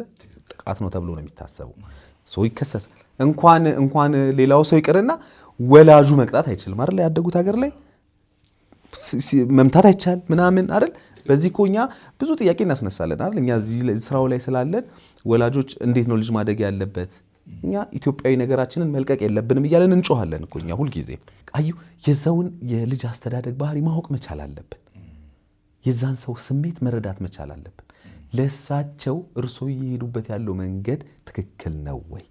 አዩ እንደ አንድ ወላጅ ማን ነው ዝም የሚል ልጁ ካለ ፍቃዱ ቢወጣበት? ልጁ ምክንያቱም የምንሰማቸው እጅግ በጣም ለጆሮ የሚዘገንኑ ዜናዎች አሉ። እለት በእለት እየሰማን ነው። ልጆች እየጠፉ ነው። ህፃናቶች እየተሰረቁ ነው። እየሰማን ነው ዜና። ስለዚህ እኚህ ወላጅ ምንም ነገር ቢሉ ቢከፉ ቢያዝኑ እርሶን ቢከሱ ጥፋት ነው ብዬ አይደለም፣ ጥፋት ነው ብዬ አላስብም። the point is አሁን እዚህ ጋር ነው ህግ ሁሉን ነገር ያያል አይደል? ግራ ቀኝ አይቶ አይ በቃ እንደዚህ ብሎ ይፈርዳል። ተፈርዷል አይደለ? ውሳኔ አግኝቷል። አዎ ጥያቄን ጨርስ። አዎ ስለዚህ አሁን እሳቸውም ልጃቸውን ፕሮቴክት እያደረጉ ነው። ትክክል ነው። እርሶ ደግሞ ራስዎትን ነው ፕሮቴክት ማድረግ ያለቦት። ለምን? እርሶ በየዋህነት ነው፣ እኔ በግልጽ ነው የምናገረው፣ በየዋህነት ነው እርሶ ይሄን ያደረጉ ያሉ ብዬ ስለማስብ ማለት ነው። ስለዚህ ከዛ አንጻር እንየው። ስለዚህ ይሄ ነገር ክስ ላይ ሆነ፣ ከዛ በኋላ በምን ቋጫችሁ? በጣም ነው የማመሰግንህ በእውነት ጥሩ ጥሩ ፍሬ ነገሮችን እያቀረብክ ነው።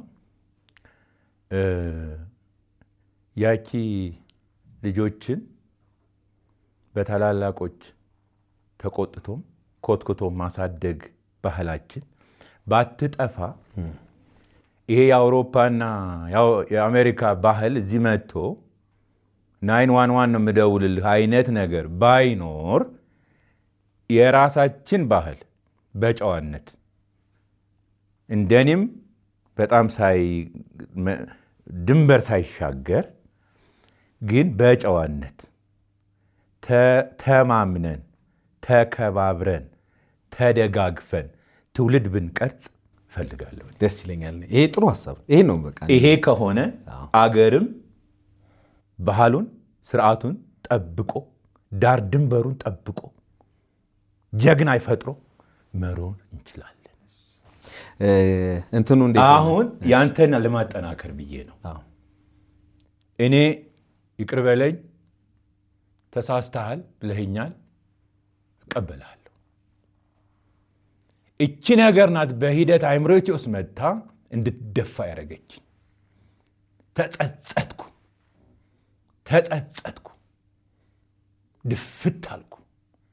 ቅድም ያልከኝ 100% አምኜባት የእኔ ልጅስ ቢሆን እቤት በመጣ ሌላ ሰው ተወስዶ ቢሆን ኦፍ ኮርስ ይሄ ስህተት እንዳለ ሆኖ የኔ ልጅ አንተ ብትወስድብኝ ማረገው ልንገርህ። ወስደዋል ቤትህ፣ ስልክህ አለኝ፣ ክፍት ነው ስልክህ፣ ደውልልሃለሁ። አንዴ ላታየው ትችላለህ፣ ደግሜ ደውልልሃለሁ። ላታየው ትችላለህ፣ ሶስተኛም አራተኛም ደውልልሃለሁ። በአንድ ወቅት ግን ታየዋለህ፣ ታነሳለህ። ልጅ አንተ ጋ ነው? አዎ። በሰላም ነው እንዴ? ቤተሰብ እኮ ነኝ። በል 5 ደቂቃ ሳይፈጅብህ ቶሎ በራይድም ቢሆን ይዘህና ቤቴ። አለዛ ወደ ህግ ክፍል ሄጄ ጉድህን ነው ማፈላው ነው ምልህ። ምን ካል ከጠረጠርኩህ እኔ ወይዘሮ ሰብለን ብሆን አምነው ደውለው ነው ቤታቸው ይጠሩኝ። እኔ በደላል አይደለም የሄድኩት፣ ወይም ካላስገባችሁኝ ብዬ አይደለም የሄድኩት። ራሳቸው አምነውኝ ነው የጠሩት። ስለዚህ 5ም 6ም ደውለው አንዴ ነው የደወሉት፣ እሱንም ሳላየው ነው። ታክሲ ውስጥ ሆኜ ነው። ቤት ስመጣ ግን አይቼዋለሁ። እኔም መልሼ አልደወልኩም። ምንም ጥርጣሬ የለኝም። እኔ ይጠረጥሩኛል ብዬ አላመንኩም። እሳቸው ከጠረጠሩኝ ግን እኔ ብሆን ደጋግሜ ደውልና እንዳነሳው አደርጋለሁ። ከዛ በኋላ ምን ሆነ ነው ልጄ እዛ ይሞከርከው? ወዲያውኑ ነው የሚሄደው። አውቶማቲክ ወደ ቤታቸው ነው የሚሄደው። ያን ያህል ከተቆጡ በዛች ሰዓት ቅዳሜ ነው እያለ አይደል? ቅዳሜ 12 ሰዓት ነው የሆነው። ቤት ስገባ 1 ሰዓት ድረስ ይሆናል። አንድ ሰዓት ስልኩን ደዋውለው አንስቼ ቢሆን አውቶማቲክ ወደ ቤታቸው ነው የምሮጠው። ለምን? እኔ አላሰብኩትም። ያንን እንደዚህ አላደረጉም። አንድ የደወሉ በቃ ዘጉ። ወዴት ነው የሄዱት? ወደ ሴኩሪቲ ኦፊስ ተደፍሯል ቤቴ ወደሚል ነው የሄዱት። ይሄኛውም አልቀበለውም። ይሄኛው ወደዛ ወደ ሴኩሪቲ ኦፊስ ከመሄዳችን በፊት እዚሁ ያለውን የእርስ በርስ መጨረስ አለብን። ምክንያቱም የምንኖረው ከማህበረሰቡ ጋር ነው። እኔ እናንተ ጎረቤት ከሆንን በጉርብትናችን ነው ችግራችን እየፈታን መሄድ ያለብን። የእኔ ልጆች ሲያጠፉ፣ ያንተ ልጆች ሲያጠፉ እኔ እናንተ ወደ ፖሊስ መሄድ የለብን። እዛው እኔና እሳቸው በዛ መጨረስ ነበረብን። እሳቸው ወዲያው ነው የግቢው ጠባቂ ጸጥታ ኢንስፔክተር ከሌ ብለው ወዲያው የጠሩት ቤታቸው ደደፍር ያለው ያሉት። ለኢንስፔክተሩ ደግሞ ስልኬን ሰጥተውት ቢደውልልኝ ኖሮ እሱ ራሱ ሮጭ ሄድ ነበር። ይህን አላደረጉ። ቅድም ያልከው በመሃል ጋፕ አለ የሚለው እኔ ጋር የለም፣ እሳቸው ጋር ግን ነበር ማለት ነው። ይሄ እንዳለ ሆኖ እኔ መከሰስ የለብኝም ባይ ነኝ። እኔ በመሃል ካለ ጥያቄ አስቁመኝ። ጥያቄ የለኝም። ከዛ በኋላ እንትን እናድርገው፣ ታሪኩን ለተመልካቾች እንዳናዛባባቸው አንድ ጊዜ እንጠቅልለውና ዞሮ ዞሮ ተከሰሱ። ይሄን ሀሳቦትን አይቼዋለሁኝ በቀደመው ቪዲዮ ላይ። መከሰስ የለብኝም እኔ ምክንያቱም ያደረኩት ከሰብአዊነት ነው ወይም ካለኝ ንጹህ አክሴፕት አደርጋለሁ፣ ይሄን እረዳለሁ፣ ከዛ አንጻር ነው ብለዋል። ቅድም እንዳልኩት ደግሞ በዛኛው ወገን ደግሞ ትክክል ነው። ልጅን ፕሮቴክት ከማድረግ አንጻር ሊካሄድ የሚገባውን ነገር ነው የሄዱት ብዬ አስባለሁ። አሁን ምንድነው ማወቅ የምፈልገው፣ ያው ክሱ ሄደ፣ ተከሰሱ፣ ቀረቡ ፍርድ ቤት፣ ውሳኔ ልከውልኛል። እንደውም የተወሰነውን ውሳኔ አይደል? እሱ ለተመልካች አንዴ እሱን ግልጽ እናድርግ። ምን ተባለ? ምን ተፈጠረ? ምን ተወሰነ? እንግዲህ እኔ በጣም በህይወቴ አይቼው የማላውቀው የጸጸተኝ ነገር ከዛ ከፎቅ ላይ እነኛ 3 ሰዎች ከወይዘሮ ሰብለ ጋር አወረዱኝ፣ ወሰዱኝ። ጥበቃውን አልፈን ያቆሟት ኮዷ 3 የሆነች ፒክአፕ ደብል ገቢና አለች፣ እዛ አስገቡኝ። ከዛ እዛ ገቢና ውስጥ እሳቸው ቁጭ ብለዋል፣ እኔ ከኋላ ነኝ። ግራና ቀኝ ፖሊሶች ነው ያሉት። ልጄን አግተህ ፀጉር ቤት አላት ብለህ አግተህ ልጄን ገንዘብ ልጠይቀኝ አሉኝ። ምንም በእኔ ውስጥ የለም እኮ በእኔ ውስጥ የለም። እሳቸው ልብ ውስጥ ግን አሰቡት። እንዴት አሰቡት? ይህን ሴጣናዊ መልእክት ወደ ልባቸው ምን አመጣው? እኔ እንደዚህ ያለ ተሞክሮም የለኝም፣ ኢንፎርሜሽኑም የለኝም። ግን ከዛ እንደዚያ እየሰደቡኝ የት ይዘውኝ ሄዱ? 72 ፖሊስ ጣቢያ። 72 ፖሊስ ጣቢያ እንደገና እዛ ቃል የሚቀበለው ሌላ ፖሊስ ነው። እሱ ጋር እንደገና ቁጭ ብለው ቃል ሲሰጡ እንደገና ሁለተኛ ምህረት ካረጉልኝ ብዬ እንደገና ሁለተኛ ሄጄ እግራቸው ላይ ተጠመጠምኩ። እንደዚህ አንቄ፣ ምክንያቱም ልታሰር ነው። እሁድ ነው ልባርክ፣ ነገ ሰኞ ክላስ ገብቼ የማስተምርበት ነው። የስነ ልቦና ዝግጅት፣ የኮንተንት ዝግጅት ማድረግ አለብኝ። እሱን እያሰብኩ ነው። እሳቸው ግን ጨከኑብኝ። እንደው ከራሩልኝ ብዬ እንደገና ፖሊሱ ፊት እንደገና እግር አቅፌ ከማሩኝ ብዬ እምባዬ ጠብ ጠብ ጠብ እያለ ጨከኑብኝ። መሸ፣ ጨለመ፣ አስገቡኝ። ምን ያህል ቀን ታሰሩ? ሰኞ ገባሁ፣ እሁድ ገባሁ፣ አደርኩ እዛ። በጣም ለእኔ የማይሆን ቤት፣ እኔ እሱ መግለጹ ይቅርብኝ። በማግስቱ ጠዋት እንደገና ሌላ ሰው ቃሌን ተቀበለ፣ ነገርኩት እንደዚሁ። ከዛ በኋላ ወደ 7-8 ሰዓት ላይ ሌላ ፖሊስ መኪና መጥቶ ለሚኩራ ፖሊስ ኮሚሽን ወሰዱኝ። እዛም እንደገና እስር ቤት ገባሁ። ከዛ ማክሰኞ በማግስቱ ማለት እዛው አድሬ ፍርድ ቤት ቀረብኩ። ባጫሞል የሚባል ህንፃ ነው። እዛ ላይ መጀመሪያ ፍርድ ቤት እዛ አንድ ሴት ዳኛ ጋር ቀርቤ ኬዙን አስረዳሁ። ብዙ ዓመት የስራ ልምድ ያለኝ፣ ብዙ ዓመት ከህፃናት ጋር በማስተማር የኖርኩ፣ ከብዙ ህፃናት ጋርም ኮንዶሚኒየም አብሬ የምኖር፣ የህፃን ሌባ ልሆን አልችልም። የልጆች አባት ነኝ እንጂ የልጆች ሌባ ልሆን አልችልም። የአንጋፋ መምህር ነኝ። ልጆችም ቤት አሉ። ቤተሰቤ ይጎሳቆልብኛል። እባክሆን በዋስ እንደወጣ አድርጉኝ፣ ውጭ ሆኜ ልከራከል። የታወቀ አድራሻ አለኝ፣ መዝገቡ ለነገ ይታይ ብሎ ለነገ ቀጠሩ። አንድ ሴት ዳኛ። ሌላ በማግስቱ ሮብ እንደገና ቀረብኩ፣ ሌላ ዳኛ ጋር ደግሞ። እሳቸው ምንድ ሴት ናቸው። አዩና ፖሊስ ምን ትላለ ሲሉት 14 ቀን ጠየቀ። እሳቸው 7 ቀን ፈቀዱለት። ቅድም ያልኩህን እንደውም እዛ እስር ቤቱ ሲቆይ ሳፎኬሽኑና ይሄ የቅዝቃዜውና እዛ ያለው ሁኔታ ስላልተመቸ እያመመኝ ነበር። እንደሚያመኝ ሁሉ አስረዳኋቸው። እንደሚያመኝ አስረዳው። ልጆቼ ይራቡብኛል፣ ይበተኑብኛል፣ ቤተሰቤ ይራቆታል ብዬ ለመንኳቸው። 7 ቀን ፈቀዱ። ምንም ሊሰሙኝ አልቻሉም። ከዛ በኋላ ሚስቴ ጎበዝ ናት፣ ሴኩሪቲ ክፍል ነው የምሰራውም። ቶሎ ብላ ይግባኛለች። ምን ቀን? ሮብ ቀን ተሯሩጣ እዚህ ሜክሲኮ ነው ይግባኝ ቢሮ፣ እዛ ሄዳ ሜክሲኮ ይግባኛለች። ከዛ በኋላ ይግባኙን መታ እንደገና እስር ቤት አስፈረመችኝ። እንደገና ተመላለሰች፣ ሄደች። ሮብ ይህን ጨርሳ ለአርብ አስቀጠረች። ሮብ አደርኩ፣ ሐሙስ አደርኩ፣ አርብ ሄድኩ። እዚህ ይግባኙ ሜክሲኮ ነው። የሚገርሙ ዳኞች። በኋላ መዝገቡን አይቼ ስማቸውን ጠራለሁ። እኔ እውነት ዳግማዊ ብርቱካን ሚደቅሳዎች ብያቸዋለሁ። የሚገርሙ ዳኞች። ኬዙን እንደዚህ ትንሽ አይተው ነው በቃ የተረዱት። በቀላል በ5,000 ብር ዋስውጣ። አየህ፣ በ5,000 ብር ዋስውጣ። መሬት ስሜ ከዛ አስቀያሚ ህይወት ወጣሁ። ከዛ እንደወጣሁ ሚስቴ እግር ላይ ጥምጥም አልኩ። ምን አባቴ እሷ ናት ያዳነች። በዚህ ዕድሜ በህይወቴ ተመኝቸው አይቸው አስቤው ማላቀው ቦታ ጣሉ። የኔ ስፍና እንደዛ አይደለም። እኔ 32 ዓመት ልጆችን ሳስተምር ብዙ ልጆች እኮ ውጭ ሀገር አሉኝ፣ ዶክተር የሆኑ ደውለውልኛል። አይዞህ ስንመጣ እናገኛለን ብለውኛል። እኔ አስጠኝ ሆነህ እኔ ጋር ብጥበታና ቀልብህ ካልተመቸኝ ክብርህን ጠብቄ አቋረጥኩት እኮ ነው የምልህ። እንደዛ አላረግም። አሁን አዳምጥ።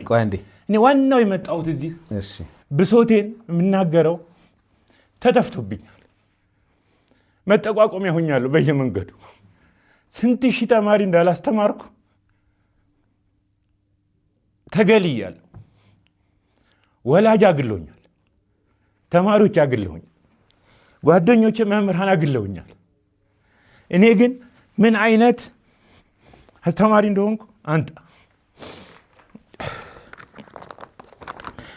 ዝም ብዬ በአቋራጭ የገባው ሰው አይደለሁ። እንግዲህ ማስተምርበት ትምህርት ቤት ከዛ ልጀምር። እንደዚህ ያለ የጽሁፍ የምስክር ወረቀትና አብሮት ደግሞ ገንዘብና ዋንጫ የሚሰጥ በጣም ጥቂት መምህራን ናቸው። የላቀ ተሳትፎ የምስክር ወረቀት ነው የሚለው። አብሮት ዋንጫ አለ፣ አብሮት ገንዘብ አለ። ይሄ የማስተምርበት ትምህርት ቤት ኃላፊዎች፣ አስተዳዳሪዎች፣ ወላጅ ኮሚቴዎች የሰጡኝ ነው። እዛ አለ፣ በይፋ አውጣልኝ።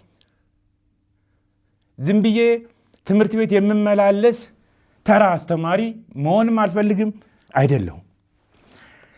እንደገና የዛው የትምህርት ቤቱ አመራር ቦርድ አለ። የትምህርት ቤቱ አመራር ቦርድ አለ። ከዚሁ ጋር የተያያዘ አመራር ቦርዱ እንደገና ይህንን ሰርቲፊኬትና አብሮ ታብሌት እቃም አለው፣ ማቴሪያል አለው። ተመልክ። ይህንን ያገኘ ከዛ ትምህርት ቤት ብቸኛው እኔ ነኝ፣ ሌላ መምህር የለም። እና ሌላ ትምህርት ቤቱን አጭበርብረህ ነው ካልከኝ ለሚኩራ ክፍለ ከተማ አስተዳደር ትምህርት ጽሕፈት ቤት ለደረጀ ጌታቸው በዚህ ትምህርት ክፍል ሁለተኛ ስለወጣህ ብሎ አብሮ ዋንጫ አለ፣ አብሮ ታብሌት አለ። ይህን ሰጥቶኛል። ለሚኩራ ክፍለ ከተማ ትምህርት ቢሮ። አይ ትምህርት ቢሮውን ክፍለ ከተማውን አጭበርብረህ ነው ካልከኝ እንደገና ዶክተር ዘላለም የማውቀው ሰው ስለሆነ ነው፣ የአዲስ አበባ ትምህርት ቢሮውን የሚመራ ነው።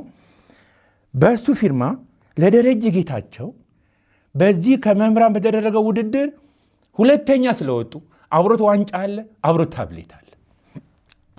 አይ የከተማውን ትምህርት ቢሮ አጭበርብረህ ነው ካልከኝ የፌዴራል ትምህርት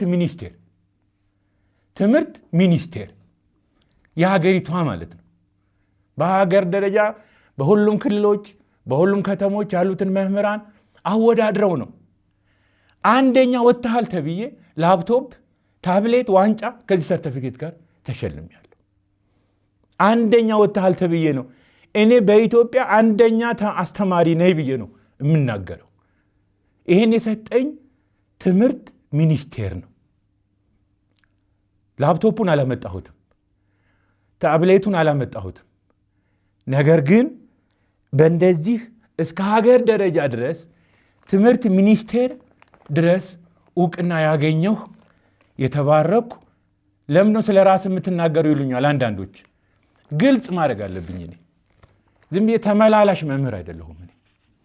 ዝም ብዬ በየቤቱ ማስጠናለው እያልኩ ምልከሰከስም አይደለሁም። እኔ እሳቸው ስለጋበዙ ነው የሄድኩት። ብዙ ሌሎች ሰርቲፊኬቶች አሉ፣ በጣም ብዙ። ነገር ግን እኔ ህጋዊ የሆነው ከትምህርት ቤት ጀምሬ እስከ ትምህርት ሚኒስቴር ይሄንኛው የትምህርት ሚኒስቴሩ የሰጡኝ እኮ ፕሮፌሰር ናቸው የትምህርት ሚኒስትሩ እና ቫይሱ ባሉበት። እሺ እንደዚህ እናደርግ። ስለዚህ እኔ እማጭበረብር አቅም የሌለው ተራ ሰው አይደለሁም። ይህን ፖስት አድርግልኝ አደርጋለሁ። ይህን ነው እኔ አንዴ እንትኗን ብቻ ስጥ፣ ወረቀት ውሳኔዋን። አሁን የፍርድ ቤቱ ምን ብቻ ስጥ። ተወሰነ? የፍርድ ቤቱ እሱን ደግሞ እያነበብኩልህ ወይም አንተ እያነበብኩ አንዴ ስጥ ውሳኔ። አሁን የመጨረሻውን ውሳኔ ነው። ይሄ ነው። እሺ ውሳኔው እንግዲህ በአዲስ አበባ ከተማ የይግባኝ ሰሚ ፍርድ ቤት ይላል አዲስ አበባ። ከዛ የጉዳዩ በወንጀለኛ መቅጫ ሕግ አለ፣ እዚህ ላይ ቁጥሩ አለ። ስለዚህ በዛ መሰረት የተዘጋን መዝገብ ማሳወቅን ይመለከታል ይላል። እንግዲህ ተጠርጣሪ እርስዎ ኖት፣ አቶ ደረጀ ጌታቸው ወልደአብ በተጠረጠሩበት ለአካለ መጠን ያልደረሰ ልጅ መጥለፍ ወንጀል በዚህ ነበር የተከሰሱት። በመዝገብ ቁጥሮት አለ እዚህ ጋር። ተጣርቶ በቀረበ መዝገብ ጉዳይ ላይ የምርመራ መዝገቡን ተመልክተን ተከታዩን ውሳኔ ሰጥተናል ይላል።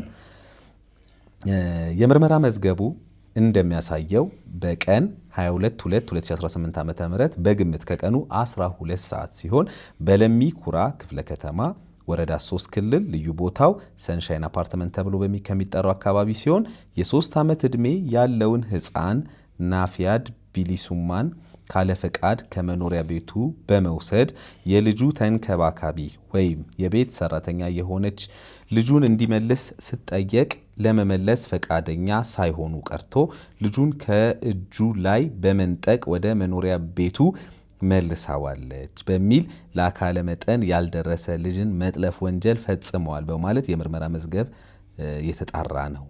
ይኸውም ከላይ በተጠቀሰው መሰረት ተጠርጣሪ ላይ የወንጀል አቤቱታ ቀርቦባቸው የሰው ማስረጃም ቀርበዋል። ተጠርጣሪው ላይም የምርመራ መዝገቡ ሊጣራ የቻለው በቀን 22/2/2018 ዓ.ም በግምት ከቀኑ 12 ሰዓት ሲሆን በለሚ ኩራ ክፍለ ከተማ ወረዳ 3 ክልል ልዩ ቦታው ሰንሻይን አፓርትመንት ተብሎ ከሚጠራው አካባቢ የ3 ዓመት ዕድሜ ያለውን ሕፃን ናፊያድ ቢሊሱማን ካለ ፍቃድ ከመኖሪያ ቤት በመውሰድ የልጁ ተንከባካቢ ወይም የቤት ሰራተኛ የሆነችን ልጁን እንዲመልስ ስትጠየቅ ለመመለስ ፈቃደኛ ሳይሆኑ ቀርተው ከእጆ ላይ በመንጠቅ ልጁን ወደ መኖሪያ ቤት መልሳዋለች በሚል በተሰጠው የሰው የምስክርነት ቃል መነሻነት ሲሆን ነገር ግን ዝርዝር ሁኔታው ሲታይ ተጠርጣሪ ልጁን ወደ ቤት ይዤ እሄዳለሁ በማለት የቤት ሰራተኛዋና የግል ተበዳይ እህት ባሉበት ከመኖሪያ ቤቱ ይዘው መውጣት እንዲሁም ለወላጅ እናቱ ልጁን እየወሰደ መሆኑን ለመንገር ስልክ መደወል በተጨማሪም መንገድ ላይ የሚዘዋወሩና የሚንቀሳቀስ ሰው ባለበት ድርጊቱን ለመደበቅ የተደረገ ጥረት አለመኖሩ ሲታይ አንድ ወንጀል ሊፈጽም የሚያስብ ሰው ሊያሳየው ከሚችለው ሁኔታ እና ባህሪ አንጻር ተጠርጣሪ ሕጉ ባስቀመጠው አግባብ ልጁን ለመጥለፍ አስቧል የሚያስብል የማስረጃዎች በጥቅሉ አልቀረቡም። በአጠቃላይ አንድ ወንጀል ተደረገ ለማለት በወንጀለኛ መቅጫ ህግ በወህአ 23 ዝባር 2 መሰረት ህጋዊ ግዙፋዊ እንዲሁም የሐሳብ ክፍሉ ተሟልተው ሲቀርብ መሆኑን ተደርጓል። የሐሳብ ክፍል ሲቀርብ መሆኑ ተደርጓል። የሐሳብ ክፍልን የምናረጋግጠው ደግሞ ከድርጊት በመሆኑ ከላይ በተዘረዘረው ምክንያት ተጠርጣሪው ልጁን የመጥለፍ ሐሳብ ያልነበረ መሆኑን የሚያሳይ በመሆኑ የተጠርጣሪ ድርጊት በወመህአ አንቀጽ 23 ዝባር 2 በወንጀለኛ መቅጫ ህግ አንቀጽ 23 ዝባር 2 መሰረት ወንጀል ስለመሆኑ ያልተረጋገጠ በመሆኑ በዚህ መሰረት በአንቀጽ 42 1 ሀ መሰረት የአያስከስስም ውሳኔ በመስጠት የተጣራውን መዝገብ የዘጋን በመሆኑ እየገለጽን ተጠርጣሪው በዚህ ጉዳይ ላይ በፍርድ ቤት ያስያዙት የዋስትና ቢለቀቅላቸው የማንቃወም መሆናችንን እንገልጻለን ይላል። ፊርማ አለ፣ ስም አለ። በፍትህ ሚኒስቴር ስር ያለ ነው። ለህግ ይሄ ነው መጫወቻ አድርገኝ። ይሄ ነው እንግዲህ እኔ እናንተ መግባባት ባለመቻላችን ብቻ እኔና ሰብለ መግባባት ባለመቻላችን ብቻ ከኢትዮጵያዊት እናት ተጋጭተው ያውቃሉ? ኧረ በፍጹም አውርተው ምናምን። እኔ በጣም ማከብራት እንዲህ ቀና ብዬ እንደዚህ በሙሉ አይኔ ለማየት ስስት ነው የምልላት። እውነቴን ነው የምልህ። በነገራችን ላይ በዚህ በጣም ነው ማከብራት። ያን ክፋት ከየት አመጣችው? ቆይ አንዴ ይሄንን የምታዩ እንግዲህ ይሄን ለምታዩ ምናልባት የእሳቸው አጎራባቾች፣ መምህራኖች፣ የትምህርት ቤት አካላት ታቋቸው በሙሉ በዙሪያቸው ያሉ እንግዲህ ቅድም ማለት ልብ ይሰብራል አይደል? አንገቴን ደፋው ባላደረኩት ነገር መጠቋቆሚያው ምራቅ ተተፋብኝ ሲሉ ያማል። እኔ አሁን ይሄን ነገር እንደ አባትም እንደምንም ይዩት እንደ ሁሉም ነገር ይዩትና ደግሞ ህጉ ነፃ ይሄን የመስረቅ ሙከራ አልሞከሩም ያላቸው አባት ናቸው። ቅድም ምናልባት በጨዋታችን መሃል ልብ ያላችሁት ብዙ ነገር ይኖራል ብዬ አስባለሁኝ። ምክንያቱም ማናችንም ብንሆን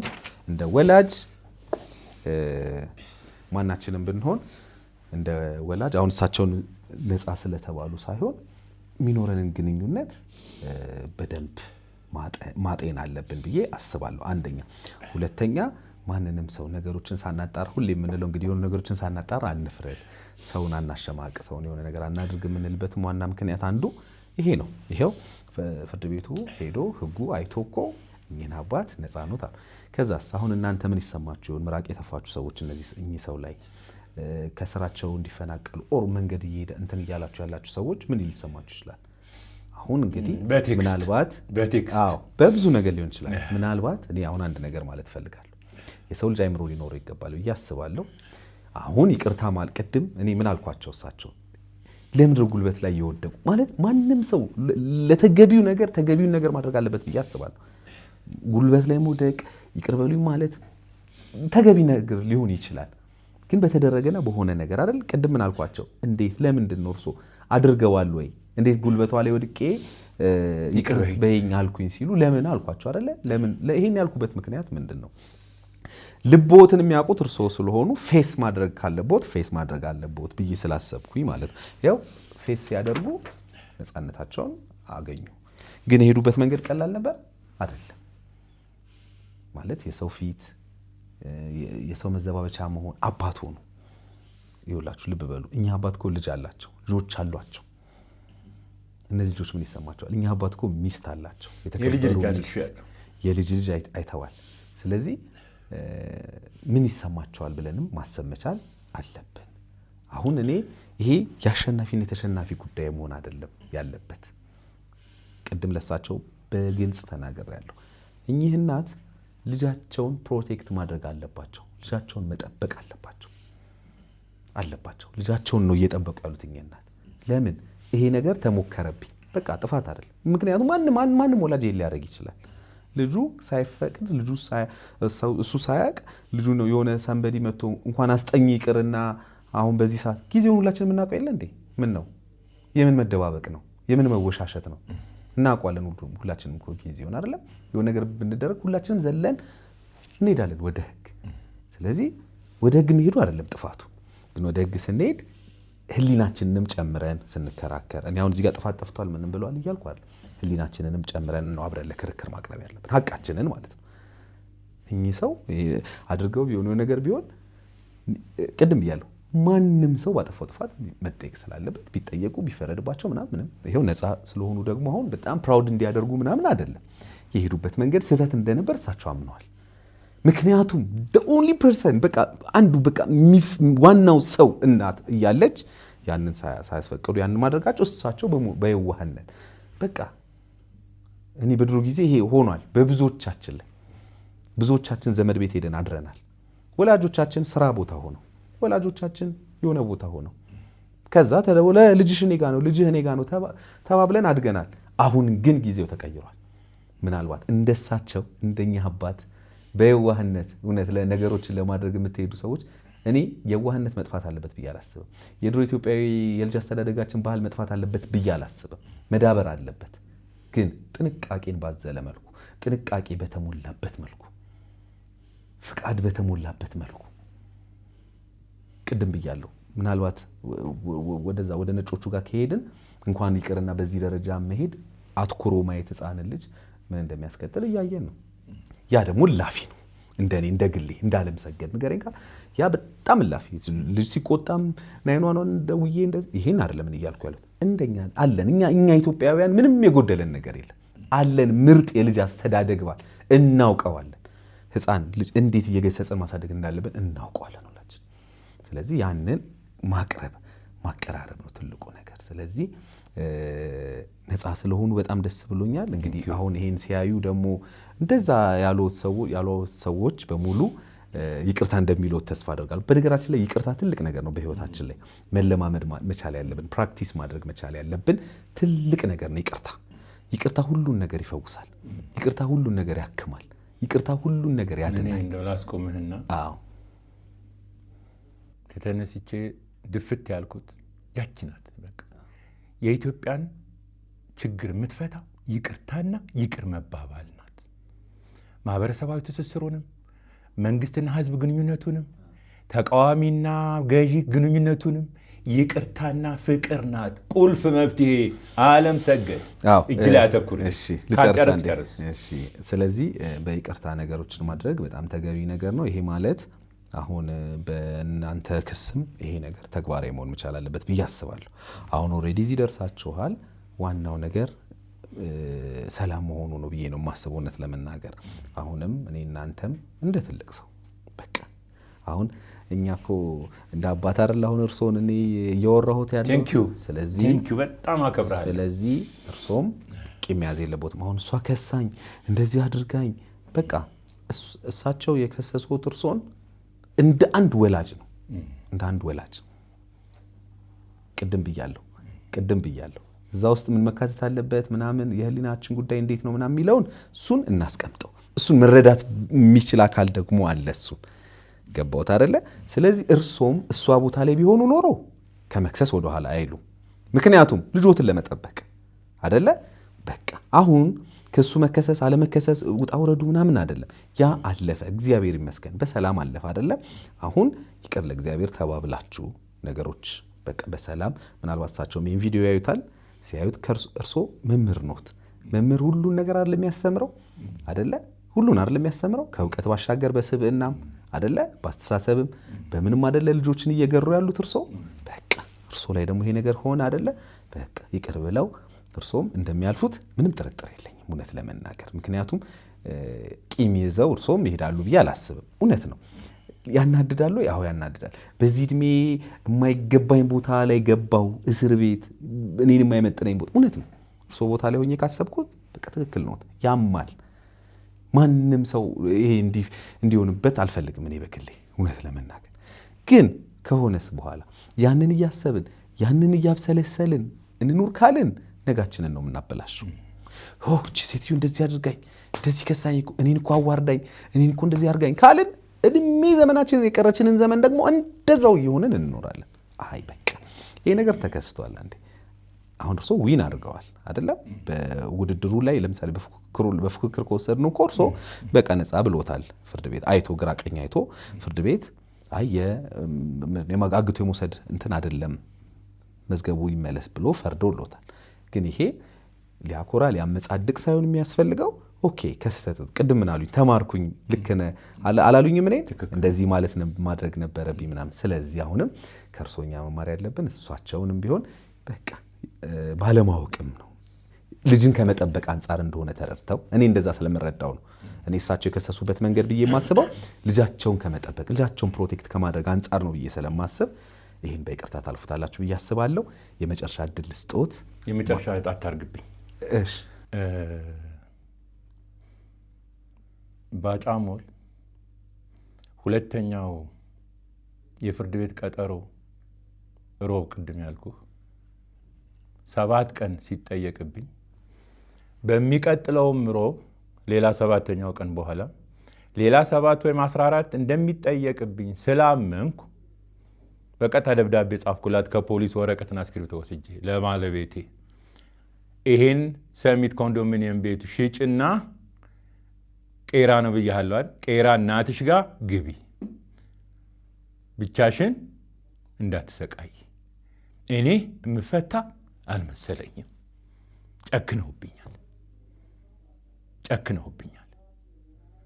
ቤቱን ሸጠሽ ወደ ቤተሰቦችሽ ወደ እናትሽ ልጆቹን ይዘሽ ግቢ ብዬ ደብዳቤ ጻፍኩላት።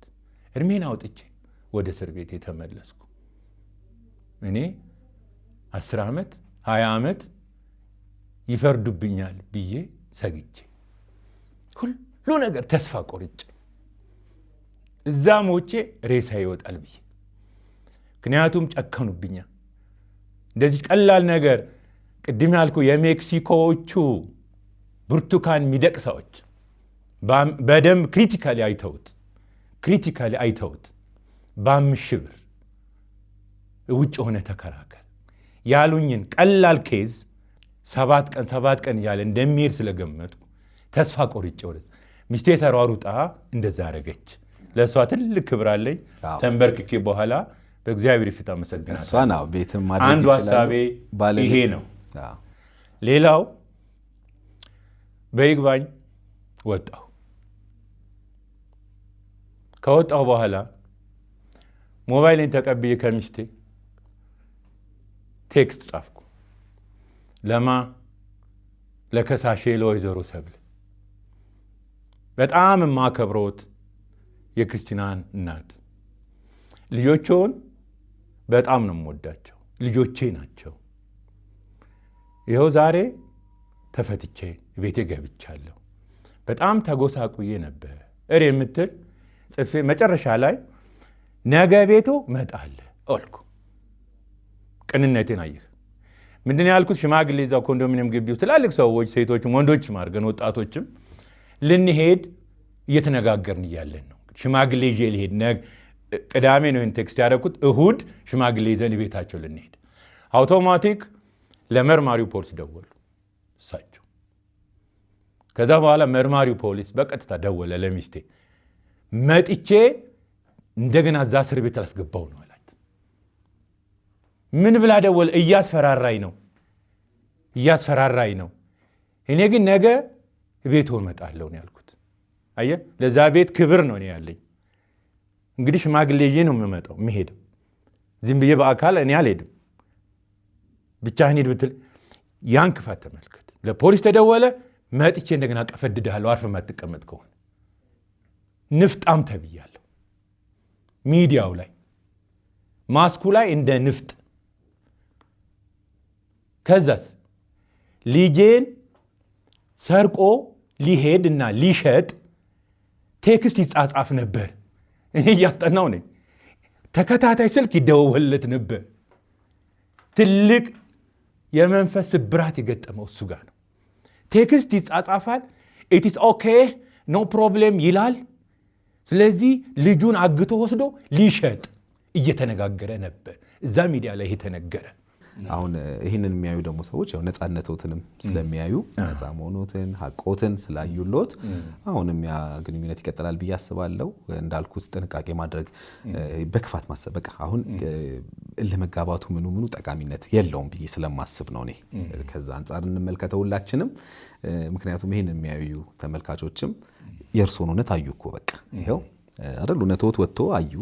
ስለዚህ ትክክለኛ ይሄ እኛ ያደግንበት ያሳደጉን አባቶቻችን ጎረቤቶቻችን የሚያደርጉትን ነገር ነው እርሶም አደረጉ ብዬ ማስበው ብዙዎቹ የሚያደርጉትን ማለት ነው። ስለዚህ እርሶም አሁን ከዚህ ከቂም ከምን ወጥተው በእርግጠኝነት ነገሮችን በቃ እንደ ድሮ አሁን አሉኝ አይደል ለልጆች ያሉት ነገር ተመለሰ አይደል በቃ እነዛ ህፃናትም እርሶ ላይ የተለየ ሀሳብ ማሰብ አለባቸው ብዬም ስለማላስብ እዛም ቤት ያለውን ጉዳይ ይፈቱታል በሰላምና በይቅርታ ብዬ አስባለሁ። ግን ይሄ ስለሆነ እንባዎት ሀዘኖት ችግሮት እንግዲህ በሰላም ስለተቋጨ አመሰግናለሁ። አንድ መጨረሻ ላይ የምነግርህ ከዚህ ፎታ በቃለሁ ከዚህ በኋላ ጠበቃ አነጋግሬያለሁ ያስከስሳል ብለውኛል። አንተ ደግሞ ይቅር በል እያልከኝ ነው በቃ ተወው እያልከኝ ነው። በጣም አመሰግናለሁ። እዚህ ጋር ነው የማበቃው። በጣም ነው የማመሰግነው በእግዚአብሔር በማርያም። እሺ አረፍ ጀምር የጀመርኩትን ምርቃት እድሜ ይስጥ ጤና ይስጥ ያሰብከው ሁሉ ይሙላልህ። አሜን። ልጆች አድገው የሀገር አውራ መከታ ሆነው አሜን ትልቅ ደረጃ ደርሰው ይሄ ምርጥ አባት ነው ያሳደገን ብለው እንደምሰሶ ጠንክረው አንተንም አኩርተው እንደማይ ተስፋ አለኝ። በጣም አመሰግናለሁ። ለመገናኘት ያብቃ። አሜን። እግዚአብሔር ያክብርልኝ። እኔም በጣም አመሰግናለሁ። እኔ አሁን ቅድም ብያለሁ በተደጋጋሚ ስላነሳሁት ይሄን ሐሳብ ቀንድ አባቶቻችን እንደቀደም አባቶቻችን ነው እርሶን ማየውትና ደግሞ እንደዚህ ነፃ ሆነው ከዛ ሁሉ ምስቅልቅል በኋላ እውነታውንትን ያው ህዝብም ስላየለውት በጣም ደስ ብሎኛል። እንግዲህ ያው ከዚህ ሁሉ ፕሮሰስ በኋላ ነፃ ኖት የሚለውን ይሄን ነገር ልጅን የመጥለፍ ሐሳብ ያልነበረ መሆኑን የሚያሳይ በመሆኑ የተጠርጣሪ ድርጊት እንግዲህ በወንጀለኛ መቅጫ አንቀጽ 23(2) መሰረት ወንጀል ስለመሆኑ ያልተረጋገጠ መሆኑን ያው በወንጀለኛ መቅጫ ስነ ስርዓት ህግ ቁጥር 42(1)(ሀ) መሰረት የአያስከስስም ውሳኔ በመስጠት የተጣራውን መዝገብ የዘጋን መሆኑን እየገለጸ ተጠርጣሪው በዚህ ጉዳይ በፍርድ ቤቱ ያስያዙት ዋስትና ቢለቀቅላቸውም የማንቃወም መሆኑን እንገልጻለን የምትለዋን ነገር ሲያዩ ምን ተሰማዎት? እኔ በእውነት ይሄን ሲሰጡኝ አየሁትና አይኔ ነው ፊደሎቹን መለየት ያቃተው። ምክንያቱም እኔ 10 ዓመትና 20 ዓመት ነው ይፈረዳል የተባልኩት። የልጅ ኬዝ ከባድ ነው። አይኔ ነው ምንድን ነው ደጋግሜ አነበዋለሁ አይገባኝም። በጣም ኢሞሽናል ሆኜ ነበር። ከዛ በኋላ ቶሎ ኮፒ እያደረኩ በፎቶ እያነሳ ለአለቃዎቼ፣ ለጓደኞቼ፣ ለባለቤቴ መስሪያ ቤቷ እንድታየው ከዛ በኋላ ደግሞ እዛ ሄደህ ደግሞ ያዝያዝከው ይለቀቅል የሚለውንም እንደዛ በእውነት ነው የምልህ አዲስ አበባ አልበቃለችኝ። በቃ እንደዚህ በፊዚካሊ ባልሸፍናትም ክንፌ በጣም ተንሰራፋ ሰማዩ ላይ። ኮንፊደንስ፣ ንጽህና፣ ይሄ ንጹህ ሰው ትክክለኛ ፍትህ እንደዚህ ሲያገኝ እንዴት ደስ ይላል። ማመስገን የሚፈልጉት አካል ካለ የስራ ባልደረቦቼን እያሉኝ ነበር። በመጀመሪያ ፈጣሪ አምላኬን አመሰግናለሁ።